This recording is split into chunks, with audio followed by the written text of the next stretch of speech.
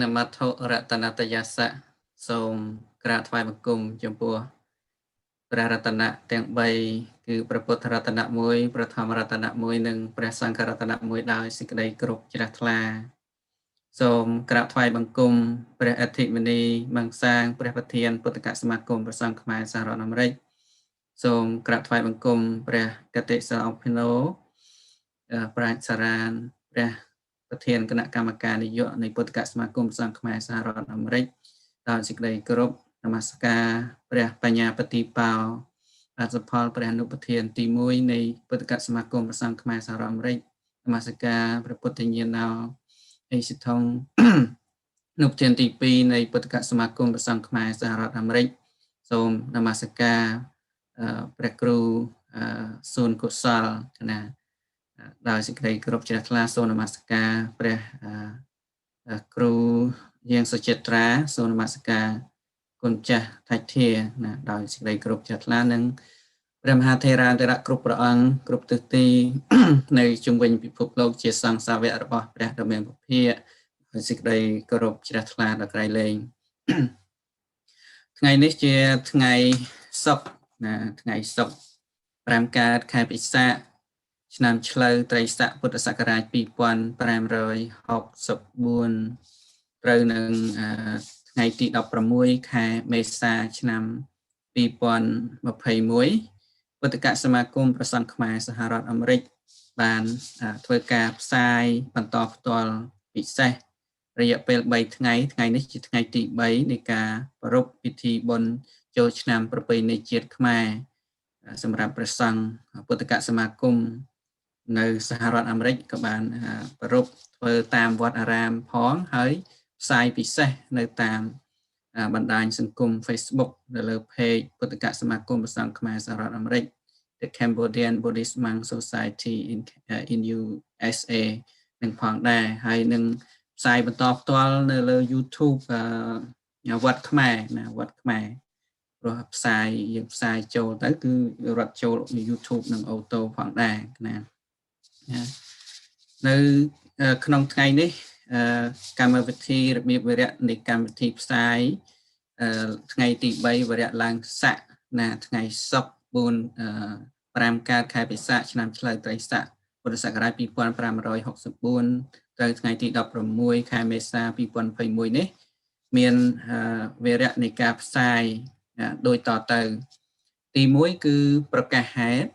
ណាទី2ប្រកាសសមាសភាពចូលរួម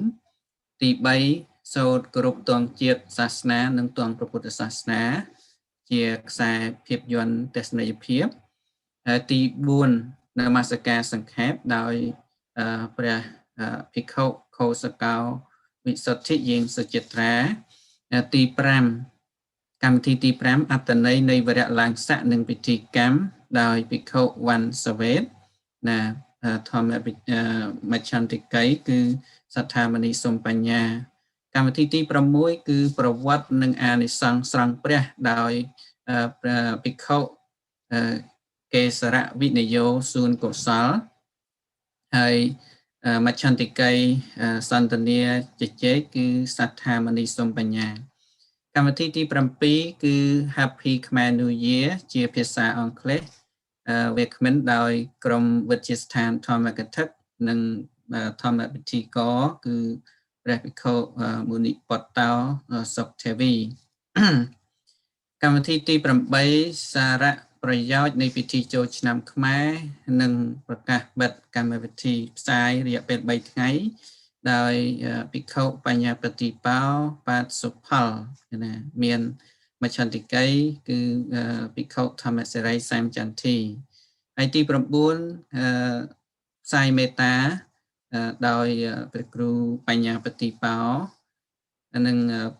មច្ឆន្តិក័យគឺភិក្ខុធម្មសេរីដដែលណាកម្មវិធីថ្ងៃនេះគឺមាន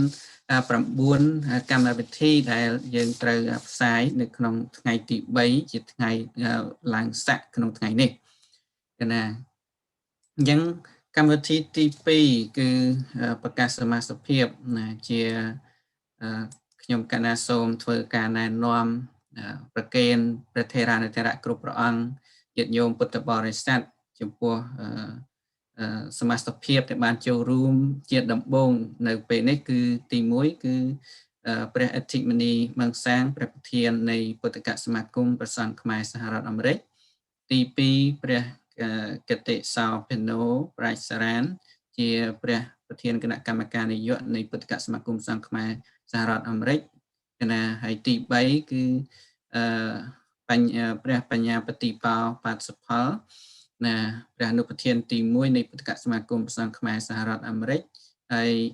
ទី4គឺព្រះពុទ្ធញ្ញាណោណាហេសិថងអនុប្រធានទី2នៃពុទ្ធកសមាគមព្រះសង្ឃខ្មែរសហរដ្ឋអាមេរិកហើយទី5គឺព្រះកេសរវិនិយោសួនកុសលណាជាប្រធានសាខាតំបន់WA and OR ណាគឺ Washington State និង Oregon ណាសូមនមស្ការហើយព្រះខោសកវិសុទ្ធិណាខោសកវិសុទ្ធិយើងសុជាត្រាណានៅប្រធានគណៈកម្មការខាងបោះពុំផ្សាយណាផ្សព្វផ្សាយហើយនឹងប្រគុណចាស់ថៃធាជាការីផ្សាយកម្មវិធី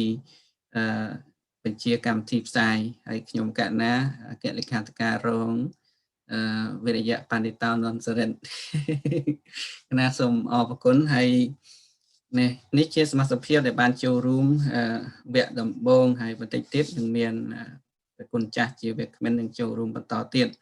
ណាឥឡូវកម្មវិធីបន្តទៅទៀតនេះគឺជាការសូត្រគោរពទង់ជាតិនិងព្រះពុទ្ធសាសនាណាសូមអារាធនាមន្តគុណចាស់ថៃធាដើម្បីចាក់ណាសំឡេងតែម្ដងកណាសូមអារាធនាមន្ត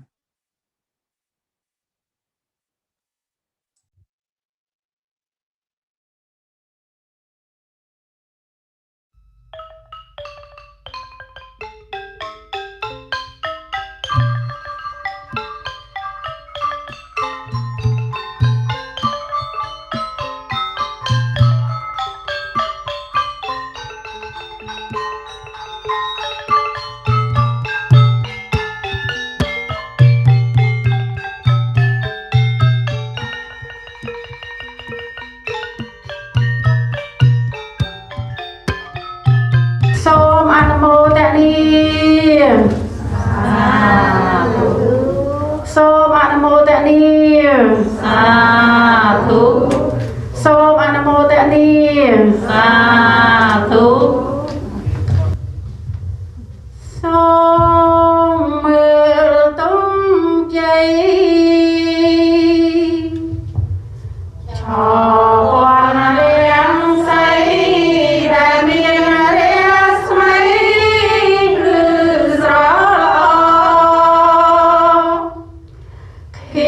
để không bỏ lỡ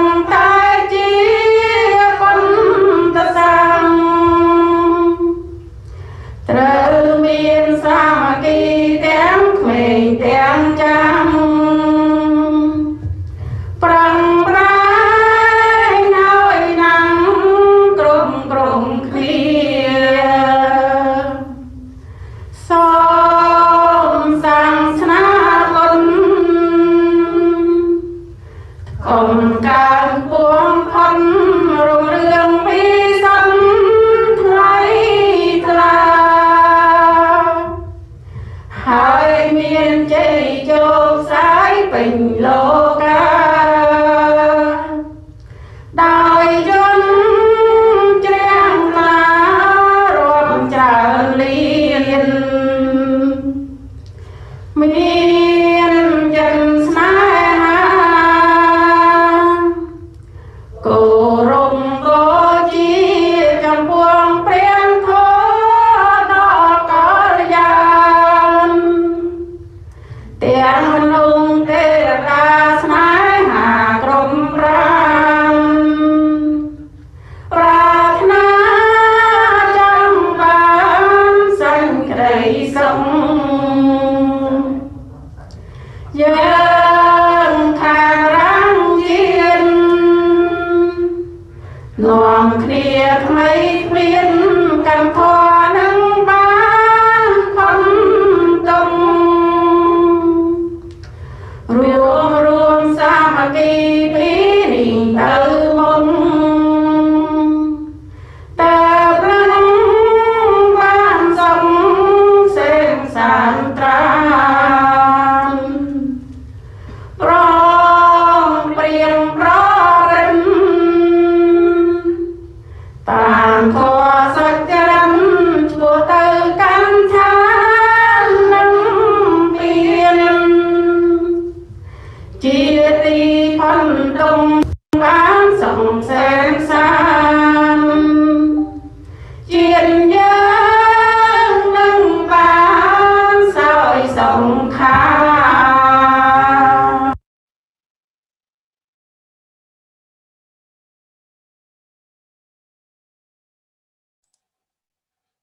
Kena soom ọpគុណគុណចាស់ណាថាជាបានផ្ដើមនៃការសូត្របទលើកទង់ពុទ្ធសាសនាណាកម្មវិធីជាបន្តទៅទៀតនេះគឺនមស្ការដោយសង្ខេបណាសូមអរតនានិមន្តភិក្ខុខោសកោវិសុទ្ធិយាងសុចិត្រាដើម្បីដឹកនាំ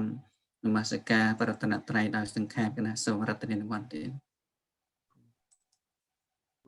โมตัสสะภะคะวะโตอะระหะโตสัมมาสัมพุทธัสสะนะโมตัสสะภะคะวะโตอะระหะโตสัมมาสัมพุทธัสสะนะโมตัสสะภะคะวะโตอะระหะโตสัมมาสัมพุทธัสสะกิริยานามาสการថ្វាយបង្គំនៃខ្ញុំព្រះករុណាចូលមានដល់ព្រះដ៏មានព្រះភិយអង្គលោកព្រះអង្គជាព្រះអរហន្តដ៏ប្រសើរត្រង់ប្រាដឹងនៅញយធម៌ទាំងពួងដោយប្រពៃចំពោះព្រះអង្គឥតមានគ្រូអាចារ្យណាប្រដៅព្រះអង្គឡើយតាំងរហ័សទីគុណសង្ញានទាំងពុនទាំងសេរសានមេមេតាញ់ចពុនទាំងអេមេសង្ការេអភិពុជយាមេតាំងអរហ័សតាំងស្វកតាទីគុណសង្ញានតាំងធម្មងសេរសានមេមេតាញ់ចធម្មងអេមេសង្ការេ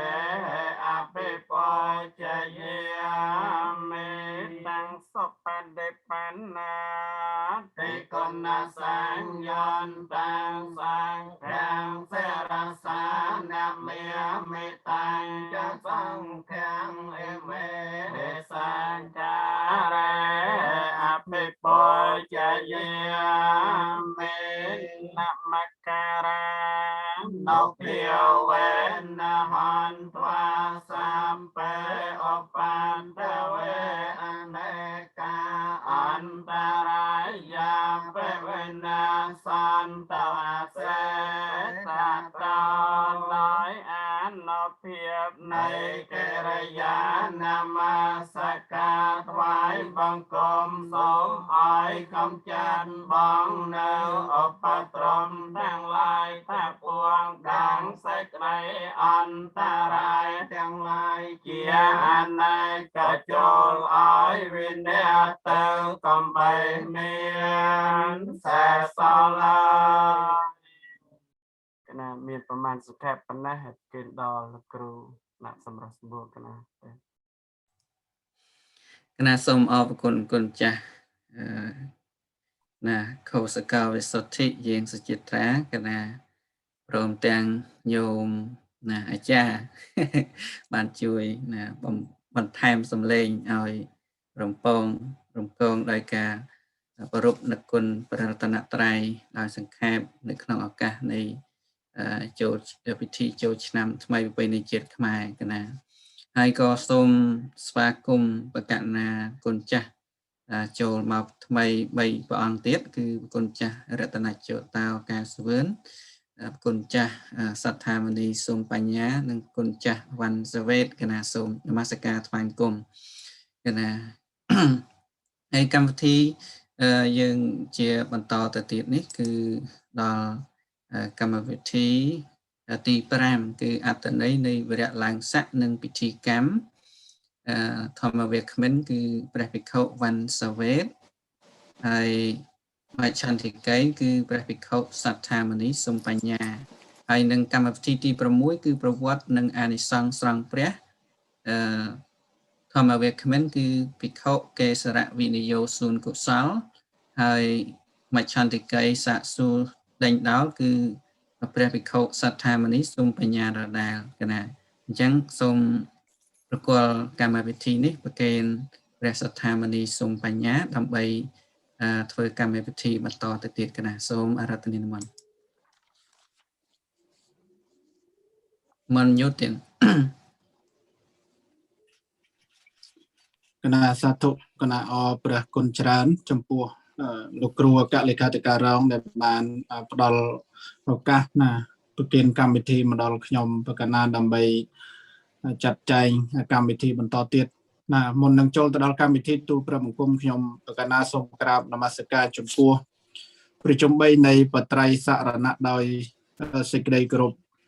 ជ្រះថ្លានិងសូមក្រាបនមស្ការចំពោះព្រះគ្រូអធិមនីមង្សាញាណសារោជាព្រះប្រធានពុទ្ធិកសមាគមព្រះសង្ឃខ្មែរសហរដ្ឋអាមេរិកដោយសេចក្តីគោរពកោតក្រែងនមស្ការថ្វាយបង្គំចំពោះព្រះគ្រូអនុប្រធានទី1ព្រះគ្រូអនុប្រធានទី2ព្រះគ្រូប្រធានកិត្តិយសនិងលោកគ្រូប្រធានគ្រប់សាខាគ្រប់តំបន់ទាំងអស់ជាពិសេសគឺព្រះមហាថេរៈដែលមានប្រវត្តិមាននៅក្នុងបន្ទប់ផ្សាយនេះទាំងអស់ដោយសេចក្តីគោរពកោតក្រែងនិងសូមក្រាបនមស្ការថ្វាយបង្គំចំពោះព្រះមហាថេរៈគ្រប់ព្រះអង្គទាំងក្នុងប្រទេសនិងក្រៅប្រទេសណាដោយសេចក្តីរាប់អានដ៏ខ្ពង់ខ្ពស់ចម្រើនពរដល់ញាតិញោមសាធុសប្បុរសស្រេកប្រុសពីគ្រប់ទិសទីផងដែរដែលបាននឹងកំពុងទស្សនាផ្ទាល់នៅកម្មវិធីផ្សាយពិសេសពាក់ព័ន្ធជាមួយនឹងកម្មវិធីបុណ្យចូលឆ្នាំថ្មីប្រពៃណីជាតិខ្មែរយើងដែលថ្ងៃនេះគឺជាថ្ងៃទី3ហើយនៃការផ្សាយជាលក្ខណៈពិសេសស្ដីអំពីកម្មវិធីបុណ្យចូលឆ្នាំថ្មីប្រពៃណីជាតិខ្មែរយើងនៅលើទឹកដីនៃសហរដ្ឋអាមេរិកអញ្ចឹងជាកិច្ចបន្តទៅទៀតទូព្រះបង្គំខ្ញុំកណាសូមក្រាបនមស្ការអនុញ្ញាតដើម្បីចាប់ផ្ដើមកម្មវិធីហើយក៏សូមក្រាបនមស្ការថ្វាយបង្គំចំពោះលោកគ្រូវ៉ាន់សវេតដើម្បីមានប្រវត្តិមានចូលរួមនៅក្នុងកម្មវិធីហើយជាបន្តទៅទៀតហ្នឹងគឺខ្ញុំកណាសូមក្រាបនមស្ការថ្វាយបង្គំនិងអារាធនានិមន្តផងដែរដើម្បីឲ្យបានសម្ដែងអំពីកម្មវិធីអត្តន័យនៃវិរៈឡើងស័កហើយនឹងកម្មវិធីហើយនិមន្តលោកគ្រូដើម្បីសម្ដែងហើយបើខ្ញុំកណាឆ្ងល់យ៉ាងណានឹងចាត់ចែងសួរបន្តទៀតកណាអញ្ចឹងសូមអារាធនានិមន្តដោយសេចក្តីគោរពកណាមត្ថុរតនតយសវន្តិមិខ្ញុំបករណាសូមនមស្ការចំពោះប្រជុំ3នៃគុណបរតនត្រ័យពុទ្ធពធព្រះសង្ឃដោយសេចក្តីគោរពសក្ការៈស្មើដោយជីវិតមួយលើ សូមនមស្ការលោកគ្រូប្រធានសមាគមលោកគ្រូអនុប្រធានហើយលោកគ្រូសាខាគ្រប់តំបន់និងសហការីគ្រប់ព្រះអង្គព្រះមហាថេរៈនិងព្រះមហាថេរអនុថេរគ្រប់ព្រះអង្គដោយសេចក្តីគោរពស្រឡាញ់រាប់អានកណាបានទទួលព័ត៌មានពីដឹកគុណម្ចាស់លោកគ្រូអនុប្រធានបានផ្ដល់ឱកាសឲ្យខ្ញុំកណាចូលរួមក្នុងកម្មវិធីសម្ដែងតាក់ទងទៅនឹងពីឡើងស័ក្តិតែមុននឹងសម្ដែងពីពីឡើងស័ក្តិខ្ញុំកណាក៏សូមរំលឹកទៅពីកិច្ចខាងដើមបន្តិចបើសិនជាអនុញ្ញាតឲ្យខ្ញុំកណាបានរំលឹកបន្តិចខ្ញុំកណានឹងរំលឹកឡើងវិញបន្តិចតាក់ទងទៅពីឡើងស័ក្តិណាអរតនីនិមន្តលោកគ្រូអត់ណានិមន្តតែម្ដងកណាសាធុអរប្រគុណច្រើនកណាអញ្ចឹងមុននឹងតាក់ទងចូលដល់វិរៈពីឡើងស័ក្តិខ្ញុំបកណាអាត្មាភាពសូមរំលឹកពាក្យ3ពាក្យពីខាងដើមសិនបានតាក់ទងទៅពាក្យខាងនោះតាក់ទងនឹងពាក្យឡើងស័ក្តិវាតាក់ទងនឹងពាក្យសង្ក្រាន្តតើអ្វីទៅជាសង្ក្រាន្តដែលយើងទៅចាប់ផ្ដើមធ្វើជារៀងតើពាក្យសង្ក្រាន្តនេះសំដៅទៅលើពាក្យចូលឆ្នាំតែមួយយ៉ាងទេឬមួយក៏យ៉ាងម៉េចហើយពាក្យសង្ក្រាន្តនេះមានប្រភពមកពីខាងណាខ្លះដែលយើងចាប់ផ្ដើមប្រើពាក្យសង្ក្រាន្តនេះកណាកណាគួរកត់សម្គាល់ដែលពិធីសង្ក្រាន្តនេះគឺជាបើយើងពិនិត្យតាមលំអាននៃអរិយធម៌អស់លោកអ្នកដែលជាអ្នកប្រាជ្ញខាងអ្នកស្រាវជ្រាវខាងហ្នឹងឬក៏អ្នកសិក្សាខាងផ្នែកវប្បធម៌ហ្នឹងគាត់បានបង្ហាញថាពាក្យសង្ក្រាន្តនេះគឺជាលំហូរនៃវប្បធម៌ខ្លាំងវប្បធម៌ឥណ្ឌាណាពាក្យសង្ក្រាន្តនេះបើប្រែទៅតាមពាក្យវាឃើញថាវាមិនសំដៅទៅលើពាក្យថាចូលឆ្នាំនោះក៏ទេដែរបើប្រែពាក្យខាងដើមយើងថាពាក្យដំណើរឈានហើយឆ្លងពីកន្លែងមួយទៅកាន់កន្លែងមួយទៀតនេះតាមពាក្យណាតែពោលតាមពាក្យតាមបញ្ញត្តិរបស់ពាក្យប៉ុន្តែតាមក្បួនហោរាសាស្ត្រពាក្យសង្ក្រាន្តនេះសំដៅទៅលើដំណើរផ្លាស់ទីរបស់ព្រះអាទិត្យពីរាសីចក្រមួយទៅកាន់រាសីចក្រមួយនេះឲ្យឈ្មោះថាពាក្យសង្ក្រាន្តដែរដោយឡែកនៅក្នុងវចនានុក្រមយើងគឺសារវចនានុក្រមខ្មែរលោកសំដៅពាក្យសង្ក្រាន្តនេះគឺសំដៅដល់ការផ្លាស់ឆ្នាំចាស់ឈានចូលឆ្នាំថ្មីឬក៏ថាការវិលជួប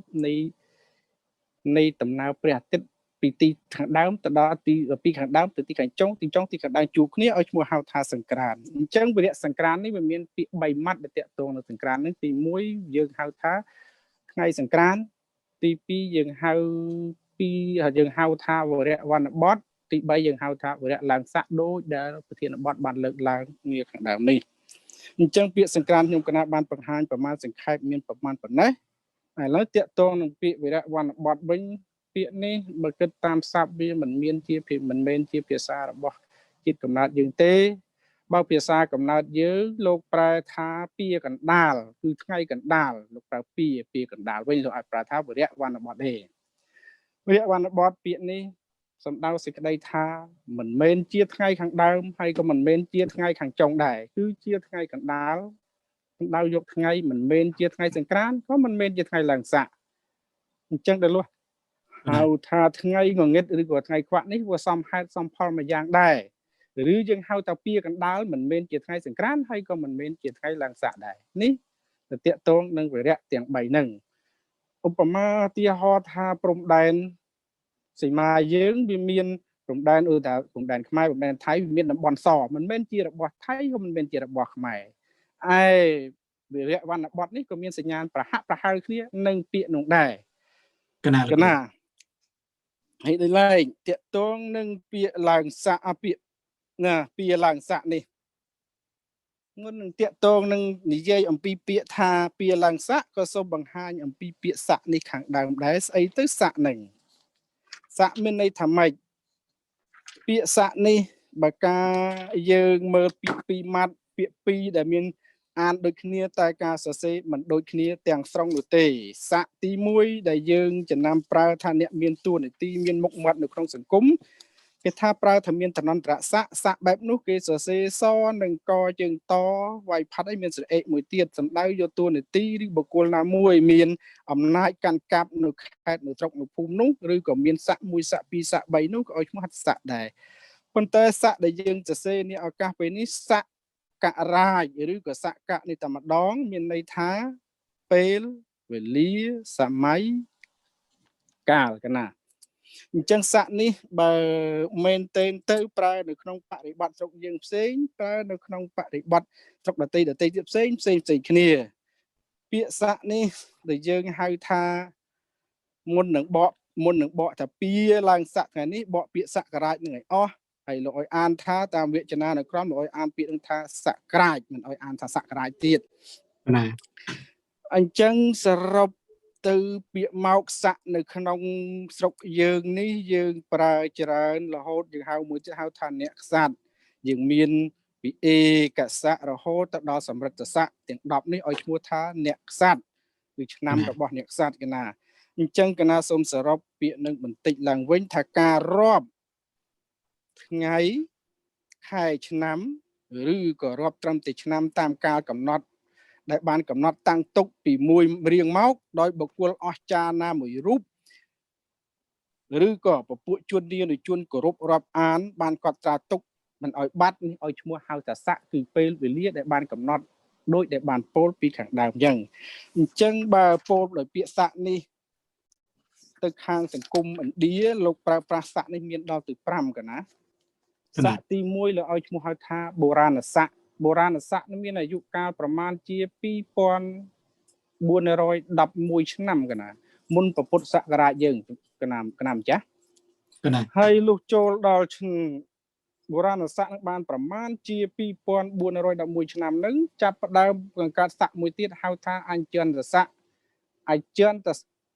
សករាជអញ្ជន្តសករាជនេះបង្កើតឡើងដោយព្រះឯកការរបស់ព្រះសម្មាសម្ពុទ្ធជាម្ចាស់យើងផ្ទាល់តែម្ដងណាអញ្ជន្តស័កនេះបង្កើតបានប្រមាណជា147ឆ្នាំបានចាប់ផ្ដើមបង្កើតស័កមួយទៀតគឺព្រះពុទ្ធសករាជតែម្ដងណាព្រះពុទ្ធសករាជបង្កើតបានប្រមាណជា621ឆ្នាំបាទបង្កើតមួយទៀតបង្កើតឡើងនៅមហាសករាជណាអញ្ចឹងមហាសករាជបង្កើតបានប្រមាណជាបណ្ដឹងមួយទៀតរហូតមកទួលគ្នានឹងឆ្នាំ1183បានបង្កើតទៀតហៅថាចលសករាជអញ្ចឹងកណាវិលទៅវិញនៅស្រុកសង្គមឥណ្ឌាមានសករាជប៉ុណ្ណឹងដោយឡែកនៅស្រុកយើងប្រើសករាជ4ទី1យើងមិនមានបុរាណសករាជយើងមិនមានអញ្ជន្តសករាជទេតែយើងមានព្រះពុទ្ធសករាជយើងមានមហាសករាជយើងមានចលសករាជយើងមានគ្រឹះសករាជដែលប្រើនៅក្នុងស្រុកយើងទៀនចាស់កណាអញ្ចឹងពុទ្ធសករាជដូចកណាបានប្រកេនពីខាងដើមអញ្ចឹង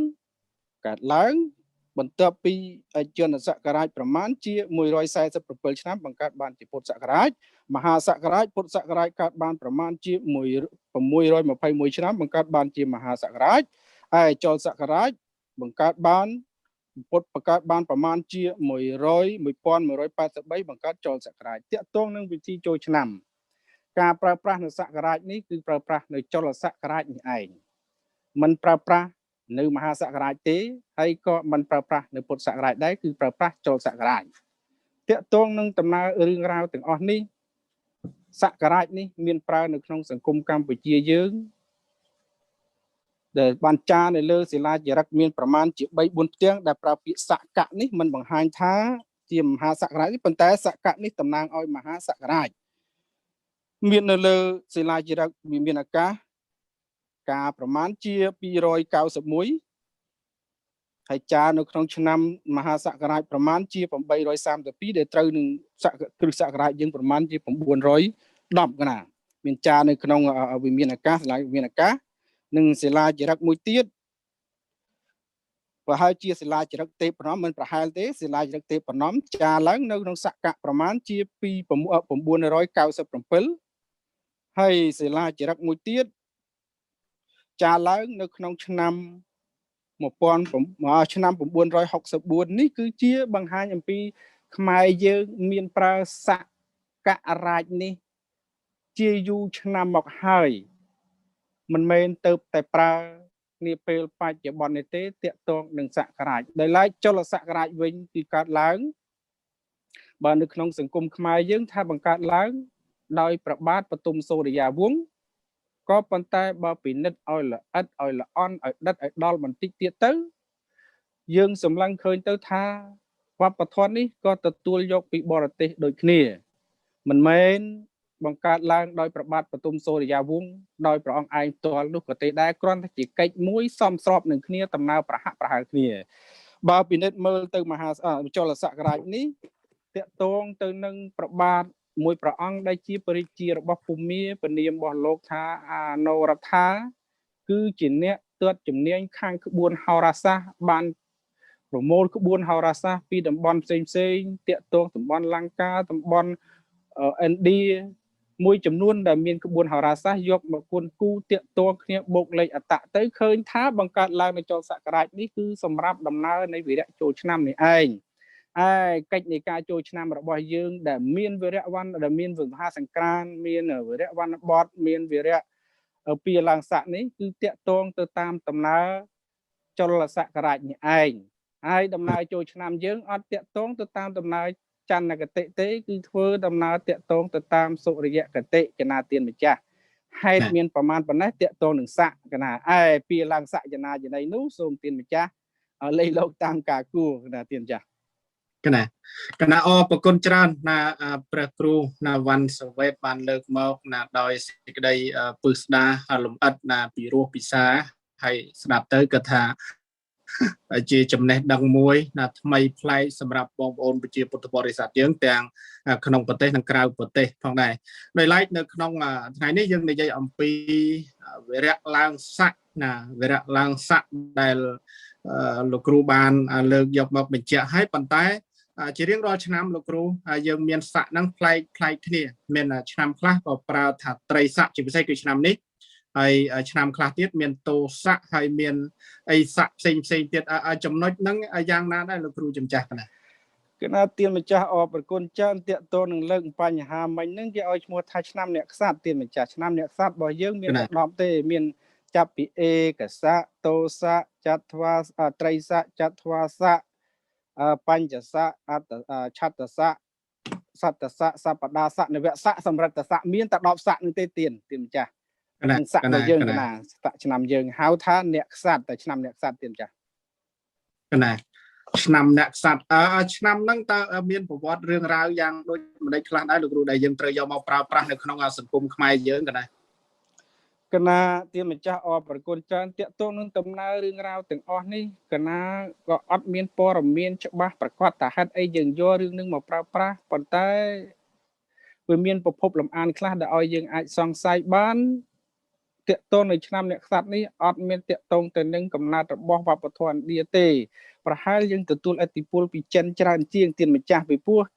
ហេតុអីបានជាហ៊ានពោលថាហ្នឹងដោយសារសំអាងទៅលើឯកសារឲ្យលោកអ្នកស្រាវជ្រាវផ្នែកវប្បធម៌មួយចំនួនគាត់បានថាយើងទទួលពីចិនមកប្រហែលជារាប់ពាន់ឆ្នាំកន្លងមកហើយតែប្រភពឯកសារជាក់លាក់ថាយ៉ាងម៉េចខ្មែរទទួលមកមានការកែប្រែយ៉ាងម៉េចយ៉ាងណានោះប្រភពឯកសារហាក់ដូចជាស្ដើងតិចតួចណាទានម្ចាស់ពិបាកនឹងរកមិនទាន់ឃើញមានទានតាកណាលោកគ្រូកណាអរប្រគុណច្រើនណាលោកគ្រូបានបង្ហាញនៅចំណុចនេះសម្រាប់បកណាម្ចាស់និងអស់លោកអ្នកសាធុសប្បុរសស្រីប្រុសបានយល់ច្បាស់បន្ថែមទៀតកណាបើទោះបីជាយ៉ាងណាក៏ដោយមានស័កមួយដែលយើងហៅថាវិរៈឡើងស័កហ្នឹងបានយកមកប្រើប្រាស់នៅក្នុងកម្មវិធីបុណ្យចូលឆ្នាំប្រពៃណីខ្មែរយើងអញ្ចឹងហើយលោកគ្រូចំណុចដែលយើងយកមកដាក់នៅក្នុងថ្ងៃទី3នៃកម្មវិធីបុណ្យចូលឆ្នាំរបស់យើងហ្នឹងតើវាពាក់ព័ន្ធយ៉ាងរបៀបម៉េចហើយនៅក្នុងថ្ងៃទី3ហ្នឹងបើយើងផ្ដោតទៅលើប្រពៃណីវប្បធម៌ទំនៀមទម្លាប់ខ្មែរយើងតើបងប្អូនប្រជាពុទ្ធបរិស័ទខ្មែរយើងហ្នឹងគួរធ្វើអ្វីខ្លះនៅក្នុងថ្ងៃទី3ហ្នឹងកណាសាធុណាប្រពៃណាស់កណាដែលតកតងពាក្យស័កនឹងដដែលតែស័កមួយតកតងនឹងឆ្នាំស័កមួយតកតងនឹងថ្ងៃឯពីឡើងស័កនេះបើនិយាយឲ្យស្រួលស្ដាប់ពាក្យថាពីគឺថ្ងៃកណាភាសាតាមភាសាមេកធៈភាសាយើងហើយនឹងបើសិនភាសាលោកអ្នកខាងភាសាក្លិង្គភាសាសំស្ក្រឹតថាវិរៈមានន័យថាថ្ងៃអញ្ចឹងពីឡើងស័កនាថ្ងៃឱកាសនេះមានន័យថាការកំណត់ឡើងតាមលំដាប់នៃឆ្នាំមានន័យថាថ្ងៃនេះបង្ហាញថាយើងត្រូវឡើងកើនកំណើនថ្ងៃបន្តទៀតហើយខ្មែរយើងមានពិធីរាប់ខុសអំពីសាសដតីឲ្យតែចូលបានមួយថ្ងៃរាប់ថាមួយឆ្នាំដែរដូចយើងមួយសតវត្សចូលតែថ្ងៃទី1ដល់សតវត្ស1ទៀត អត់បានគ្រប់ដល់ដូចគេតែផុតឆ្នាំបានគេរាប់បានមួយឆ្នាំហើយយើងអត់ទេចូលមួយថ្ងៃពីរថ្ងៃមួយខែពីរខែរាប់តែមួយឆ្នាំហើយពីឡើងសាក់ដូចគ្នាហើយយើងកើនអាយុទៅកម្រិតតាមលំដាប់ឆ្នាំតាមលំដាប់យើងបើថាអ្នកមានអាយុតិចពី20ឡើង20 22គេចាប់ដើមរាប់ពីពេលនេះឯទានម្ចាស់ហ្នឹងពីឡើងសាក់ប៉ុន្តែតាមវប្បធម៌ប្រពៃណីស្រុកខ្មែរយើងពីដើមមកពីឡើងសាក់នេះគឺជាថ្ងៃសំខាន់ទានម្ចាស់គ្រប់ផ្ទះគ្រប់ភូមិគេមានឱកាសមុនប្រសង់ហ្នឹងទៅចម្រើនបរិត្តដើម្បីគេមានគេក្នុងចិត្តគេមានបំណងថានឹងទទួលបានជោគជ័យសេរីមង្គលតាមសេចក្តីប្រាថ្នារៀងៗខ្លួនដែលគេតែងតែមានគំនិតគិតថាយ៉ាងនេះនឹងមួយម្យ៉ាងទៀតនៅក្នុងតាមវត្តអារាមនានាពេលរសៀលបន្តិចហ្នឹងល្មមសំរុំមិនក្តៅមិនត្រជាក់ពេកហ្នឹងគេធ្វើពិធីសង់ព្រះហើយសម្អាតអីហោហែទៅហើយក្រៅពីសង់ព្រះគេស្រង់ដល់ប្រសង់ទៀតសម័យបច្ចុប្បន្ននេះទានម្ចាស់អញ្ចឹងឃើញថាប្រពៃណីនេះមានមកជាហោហែយូរមកហើយមិនមែនទៅតែឥឡូវទេពីឡើងសាក់គឺជាថ្ងៃសំខាន់មានថាថ្ងៃដែលត្រូវកូនចៅទាំងឡាយទាំងពួងស្រង់ព្រះទាំងក្នុងព្រះវិហារទាំងបរិមាស្រង់ទាំងព្រះគឺលោកឪពុកម្ដាយទៀតផងទានម្ចាស់កណាលោកគ្រូអស់ហើយលោកគ្រូអត់មានអីថែមទៀតទេកណាដូចជាមិនមានអីថែមទៀតហើយមិនមានជួយបន្ថែមកណាផងទានម្ចាស់កណាអរប្រគុណច្រើនណាស់អញ្ចឹងខ្ញុំកណាក៏សម្លឹងឃើញតាមប្រព័ន្ធ social media ណាពូគឺ Facebook ហ្នឹងមានការបង្ហោះណាបង្ហាញច្រើនផងដែរកូនខ្មែរយើងណាគឺគាត់មានការថ្វាយបង្គំណាមេត្តាបិតាដែលយើងហៅថាព្រះរស់ហើយមានការស្រង់ព្រះអីជាដើមហ្នឹងបើយើងនិយាយត្រង់ចំណុចស្រង់ព្រះឯជាដើមហ្នឹងតើមានបង្កប់អត្តន័យអធិស្ឋានលោកគ្រូចំណុចដែលយើងគេហៅថាក្នុងថ្ងៃទី3ហ្នឹង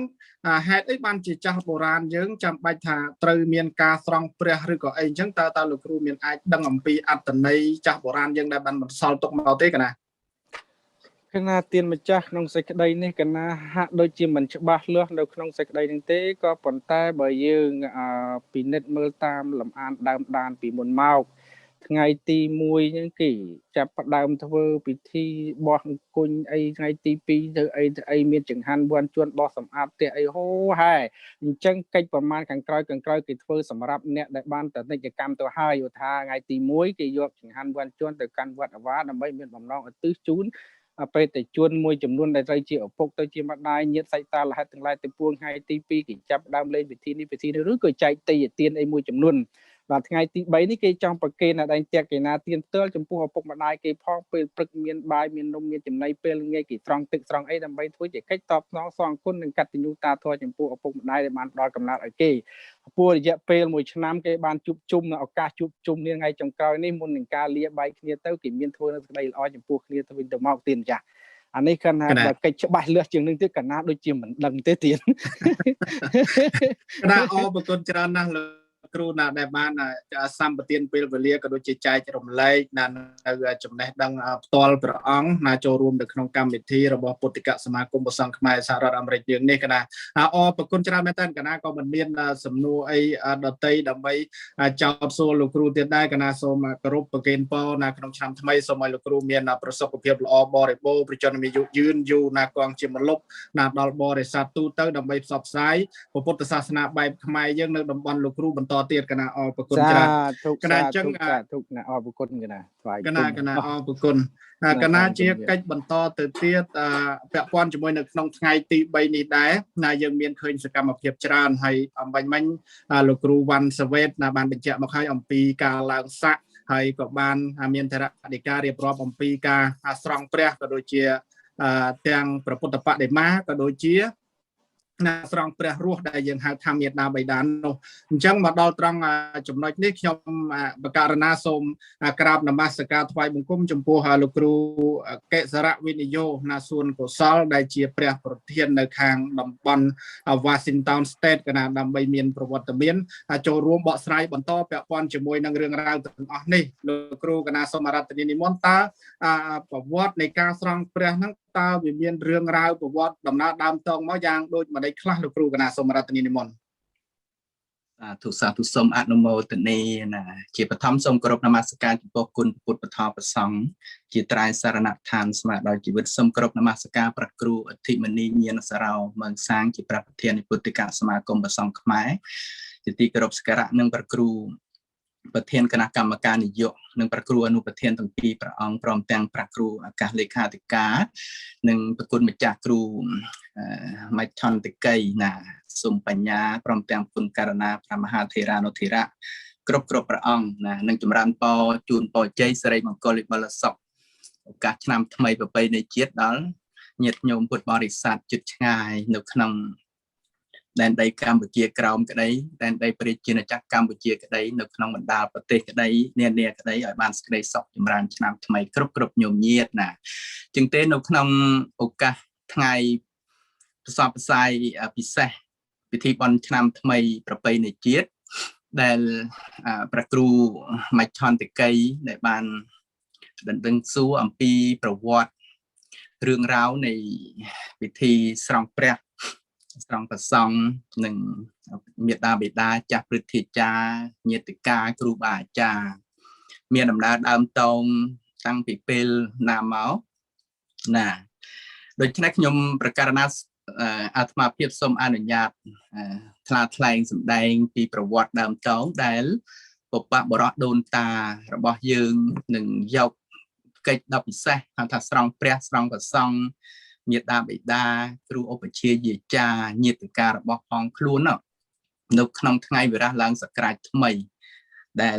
ជាថ្ងៃប្រពៃណីជាតិរបស់ខ្លួនហ្នឹងតើមានប្រវត្តិដើមតោងមកពីខាងណាមកហើយពីត្រឹមណាមកហើយនឹងមានអានិសង្សប៉ុនហ្នឹងយ៉ាងដូចម្ដេចបានជាបព្វបុរសដូនតារបស់យើងតែងតែបានប្រពធ្វើជារៀងរាល់ឆ្នាំណាចឹងសូមគោរពនមស្ការគុណករណាព្រះប្រធានព្រះអនុប្រធានគ្រប់ព្រះអង្គបើតាមពីប្រវត្តិបានសម្ដែងទុកមកហ្នឹងយើងមានគោលអាងនៅក្នុងគម្ពីរសង្កសោតណាក្នុងសតន13 10ជាភាសាមកថាភាសាបានចារទុកមកថាឲ្យតែថ្ងៃដែលសង្គ្រាមចូលមកដល់ភ្លាមហ្នឹងគឺប្របាទបសេនតិកោសលណាយើងមានគោលអាងណារឿងដើមតោងចេញពីពុទ្ធសាសនាប្របាទបសេនតិកោសលហ្នឹងបានទូរៀបចំទីអាសនៈមួយដ៏ល្អប្រពៃឧត្តមក្បែរឆ្នេរស្ទឹងមួយដ៏មានទឹកថ្លាយង់ណាខ្យល់ត្រជាក់លហើយណាសស្រាក់ណាដែលមានភាពបរិសុទ្ធនៅទីនោះ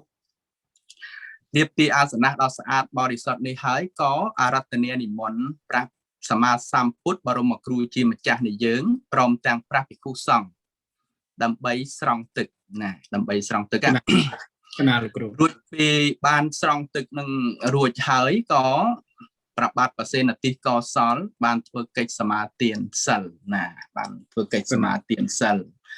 រួចពីសមាទានសិលរួចហើយហ្នឹងក៏បានប្រគេនផតណាចំពោះព្រះសម្មាសម្ពុទ្ធបរមគ្រូជាម្ចាស់នៃយើងហ្នឹងព្រមទាំងភិក្ខុជាសាវកណារបស់ព្រះសម្មាសម្ពុទ្ធដែលបាននិមន្តទៅជាមួយហ្នឹងនៅក្នុងថ្ងៃដែលសង្គ្រាមឆ្នាំថ្មីចូលមកដល់នេះយើងមានគោលអាងនៅក្នុងសតន13 10នៅក្នុងគម្ពីរមហាសង្ឃសោតណាហ្នឹងយើងមានគោលអាងនៅទីនេះហើយបើនិយាយណាដែលបានស្រង់ទឹកបើនិយាយពីអានិសង្សណាគម្ពីរដដែលហ្នឹងក៏បានបញ្ជាក់ទៀតថាណាក់ដែលបានស្រង់ទឹកប្រសង់មេត្តាបិតាគ្រូបជាយាចាញាតិការបស់ផងខ្លួនហ្នឹងនឹងមានអានិសង្សខ្ពង់ខ្ពស់ធំដុំណាស់ទីទៀតនឹងនិយាយដល់ហើយអនាគតជាតិហ្នឹងនឹងបានកើតនៅក្នុងឋានទេវលោកនឹងបានសេចក្តីសុខគ្រប់យ៉ាងណាហ្នឹងមួយហើយនៅក្នុងគម្ពីរមួយទៀតយើងក៏មានគម្ពីរអាងមួយទៀតគឺគម្ពីរបញ្ញាសជាដកណាយើងមានគម្ពីរអាងមួយទៀតបានត្រង់ជាដកទី31ណាបានបញ្ជាក់អំពីអានិសង្សនៃការស្រង់ព្រះស្រង់ទឹកប្រសង់មេត្តាបិតាគ្រូឧបជាយាចាញាតិការបស់ផងខ្លួនហ្នឹងគ្រាន់តែក្នុងគម្ពីរហ្នឹងមិនបានបញ្ជាក់ថាតើកិច្ចការស្រង់ព្រះស្រង់ប្រសង់ហ្នឹងក្នុងរដូវកាលណាមួយហ្នឹងគឺមិនបានបញ្ជាក់ទេប៉ុន្តែដោយឡែកគម្ពីរសតន13 ក្នុងមហាសង្ឃសោតហ្នឹងបានបញ្ជាក់ថាសង្គ្រាមតែម្ដងដោយលោកគ្រូខាងដើមនិយាយមិនណាណាខាងដើមនិយាយមិនតាក់ទិននឹងពាក្យសង្គ្រាមហ្នឹងដែរណាអញ្ចឹងទេនៅក្នុងគម្ពីរបញ្ញាសៈជាដកដែលបានបញ្ជាក់ថាក្នុងឱកាសគ្រាន់តែមិនបានបញ្ជាក់អំពីក្រដូវកាលណាមួយក្នុងការស្រង់ព្រះហ្នឹងប៉ុន្តែលោកលើកឧទាហរណ៍ដូចជាប្របាទបញ្ចរាជណាប្របាទបញ្ចរាជព្រះរាជាពនាមប្របាទបញ្ចរាជហ្នឹងដែលមានបាននិមន្តប្រធេរៈឧសភៈណាព្រះភិក្ខុមួយអង្គឈ្មោះឧសភៈធេរៈណាក្នុងសាសនាព្រះពុទ្ធឲ្យស្រង់ទឹកណាឲ្យព្រះអង្គបានស្រង់ទឹកហ្នឹងហើយលុះដល់អនាគតជាតិទៅនឹងបានទៅកើតក្នុងឋានទេវលោកមានបុណ្យបារមីច្រើនហើយទីបំផុតហ្នឹងនឹងបានទៅជាស្ដេចចក្រពត្តិនៅក្នុងចម្ពោះទ្វីបយើងនេះណាហ្នឹងក្នុងទី2ហ្នឹងយើងមានគោលអាងនៅក្នុងគម្ពីរបញ្ញាសៈជាដកដែលមានប្របាទឈ្មោះបញ្ចរាជណានឹងទី2ហើយដល់ចូលដល់ទី3ដល់ជាតិខ្មែរយើងម្ដងឲ្យទៅដល់រដូវកាលសង្គ្រាមចូលមកឆ្នាំថ្មីចូលមកដល់ប្របាទជ័យវរ្ម័នទី7ណាជាព្រះរាជាខ្មែរដ៏ល្បីមានមហិទ្ធិឫទ្ធិអស្ចារ្យដ៏រុងរឿងមហានគរគឺប្របាទជ័យវរ្ម័នទី7ហ្នឹងព្រះអង្គណាបានតែងតែធ្វើពិធីមួយគឺពិធីនិមន្តព្រះពុទ្ធរូបហើយដែលមានមហិទ្ធិឫទ្ធិហ្នឹងចំនួន25ព្រះអង្គណាចំនួន25ព្រះអង្គតំណាងឲ្យអាណាខេត្តរបស់ខ្មែរទាំងឡាយនៅក្នុងព្រះរាជាណាចក្រមកធ្វើពិធីស្រង់ទឹកណាស្រង់ទឹកនៅក្នុងប្រាសាទប្រខ័ណ្ឌណាទឹកដីអង្គរនៅបរិវេណអង្គរសៀមរាបយ៉ាងហ្នឹងណាប្រាសាទប្រខ័ណ្ឌហើយគាត់បានធ្វើពិធីយ៉ាងអធិកអធមស្រង់ព្រះពុទ្ធរូបហ្នឹងយ៉ាងអធិកអធមម្ដងហើយក៏រួចហើយសពចប់សពគ្រប់នឹងហើយក៏ដង្ហែណាដង្ហែព្រះពុទ្ធរូបទាំង25ព្រះអង្គទៅកាន់ទីកន្លែងដើមវិញដោយមានភាពអូឡារិកអធិកអធមប្រកបទៅដោយផ្កាភ្ញីគ្រឿងក្រអូបណាយ៉ាងកក្រឹកកក្រែងណានៅតាមដងវិថីណាដោយជំនឿទៅតាមទំនៀមទម្លាប់ពីដូនតាយើងដែលបានរៀបរាប់ខាងលើនេះហើយដោយបានជាយើងមានប្រពៃណីជាប់ណារហូតមកដល់សពថ្ងៃនេះឲ្យតែដល់ចូលចិត្តឆ្នាំថ្មីម្ដងគេតែងតែធ្វើពិធីស្រង់ទឹកព្រះពុទ្ធរូបស្រង់ទឹកព្រះសង្ឃមេត្តាបិតាជីដូនជីតាគ្រូឧបជាយាចាបុព្វការីជនតាមបណ្ដាវត្តអារាមភូមិស្រុកនីមួយមិនមែនត្រឹមតែក្នុងវត្តទេណាទៅតាមបណ្ដាភូមិឋានគេហដ្ឋាននីមួយហ្នឹងក៏មានធ្វើជាហោហែណាកិច្ចធ្វើមានដូចជាកូនចៅប្រុសស្រីនឹងរៀបក្រែជាបុសបុកណានឹងមានពីងណាហៅថាពីងឬពេងណាឬក៏បតាល់សពាន់អីជាដើមនឹងដាក់ទឹក4ជ្រុងខាងជើងបុសបុកនឹងរួចហើយកូនចៅអញ្ជើញឪពុកម្ដាយហ្នឹងឡើងកាន់ណាបុសបុកនឹងក្រាបថ្វាយបង្គំគាត់លុតជង្គង់សូមថ្មាលទោសណាសូមថ្មាលទោសឪពុកម្ដាយឬគ្រូបាអាចារ្យអីជាដើមហ្នឹងដើម្បីបានស្រង់ទឹកគាត់អញ្ចឹងទេនឹងមានប្រវត្តិដូចបានរៀបរាប់ខាងដើមហើយចង់សម្ដែងអំពី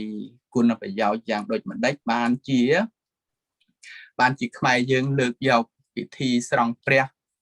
ស្រង់ប្រសង់ស្រង់មេត្តាបិតាគ្រូឧបជាយាចាស្រង់ញាតិកាហ្នឹងយកមកធ្វើនៅក្នុងថ្ងៃវិរៈឡើងសក្រាចថ្មីហ្នឹងណា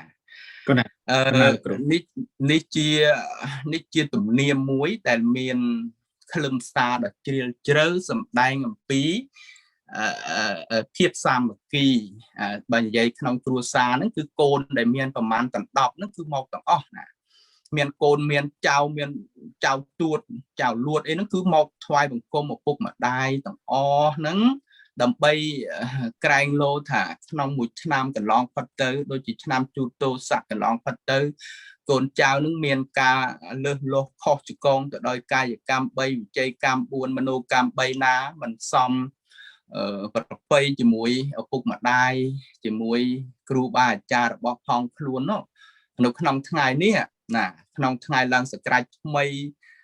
ឆ្នាំដែលថ្មីហ្នឹងគឺកូនចៅគឺសុំខ្មាលទោសណាសុំ